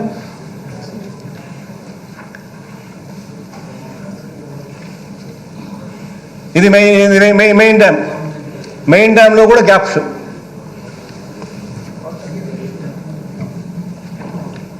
కానీ ముందు బామ్మ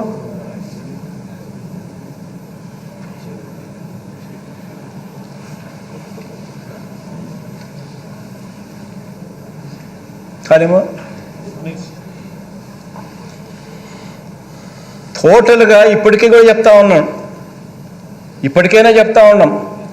main dam upper coffer dam అయిపోయింది. Unfortunately lower coffer dam 30 lower coffer dam height ఎంత పెంచాల్సిన 30.5 మీటర్స్ దాకా హైట్ పెంచాల్సిన చోట కొన్ని చోట్ల అన్ఫార్చునేట్లీ వర్షం అనుకున్న దానికన్నా కూడా వేగంగా వచ్చింది. వాళ్ళు సెంట్రల్ గవర్నమెంట్ ఇచ్చే డ్రాయింగ్స్ క్లియరెన్స్ అనుకున్న దానికన్నా జాప్యం జరిగింది. ఆ జాప్యం జరిగినందువల్ల ఈ లోవర్ కాఫర్ డ్యామ్ అనుకున్న స్పీడ్ మేరకు జరగలేకపోయింది. ఈ అనుకున్న coffer dam 30.5 metres lower coffer dam ఎత్తుకు కట్టాల్సి ఉండగా 21 నుంచి 23 మీటర్లు ఎత్తు వరకే దాన్ని కట్టగలిగారు. ఆ మేరకు 680 మీటర్లు వెడల్పుతో ఒకటి, 120 మీటర్ల వెడల్పుతో రెండోది, ఇలా రెండు గ్యాపులు కింద నుంచి ఫౌండేషన్స్ నుంచి కింద వేసుకోవాల్సి వచ్చినందువల్ల కొంచెం టైం దొరికిందంటే కానీ జూలై 30th దాకా టైం ఉండింటే కానీ ఇది కూడా కంప్లీట్ అయిపోయి పూర్తిగా అసలు ఈ 30.5 మీటర్స్ దాకా కూడా ఈ లోవర్ కాఫర్ డ్యామ్ కూడా పూర్తి అయిపోయిందంటే ఇప్పుడు ఈ సీజన్లో పని జరుగుతూ ఉన్నాడు. అన్ఫార్చునేట్గా ఏం జరిగిందంటే దీనివల్ల నష్టం ఏం జరిగింది అని అంటే ఈ వర్షాకాలంలో పనులు జరగకుండా పోయే పరిస్థితి వచ్చింది. మళ్ళీ అక్టోబర్లో వర్షాలు తగ్గుముఖం పట్టిన వెంటనే మళ్ళీ నవంబర్లో మళ్ళీ పనులు స్టార్ట్ అవుతాయి. యుద్ధ ప్రాతిపదికన ప్రాజెక్టు కూడా పూర్తి చేసేదానికి అడుగులు కూడా పడతాయి. ఇది వాస్తవము. దీన్ని వక్రీకరించి ఏ రకంగా మీరు చూపించాలని చెప్పి ప్రయత్నం చేసినా కూడా దానివల్ల ప్రజల్లోకి మీరే చులకన అవుతారే తప్ప ప్రజలకు అన్నీ తెలుసు. మీరంతా తెలియదని మీరు అనుకుంటా ఉన్నారు కానీ ప్రజలకు అన్ని కూడా బాగా తెలుసు. మీరే చులకన అవుతారని గుర్తుపెట్టుకోండి. Right, please.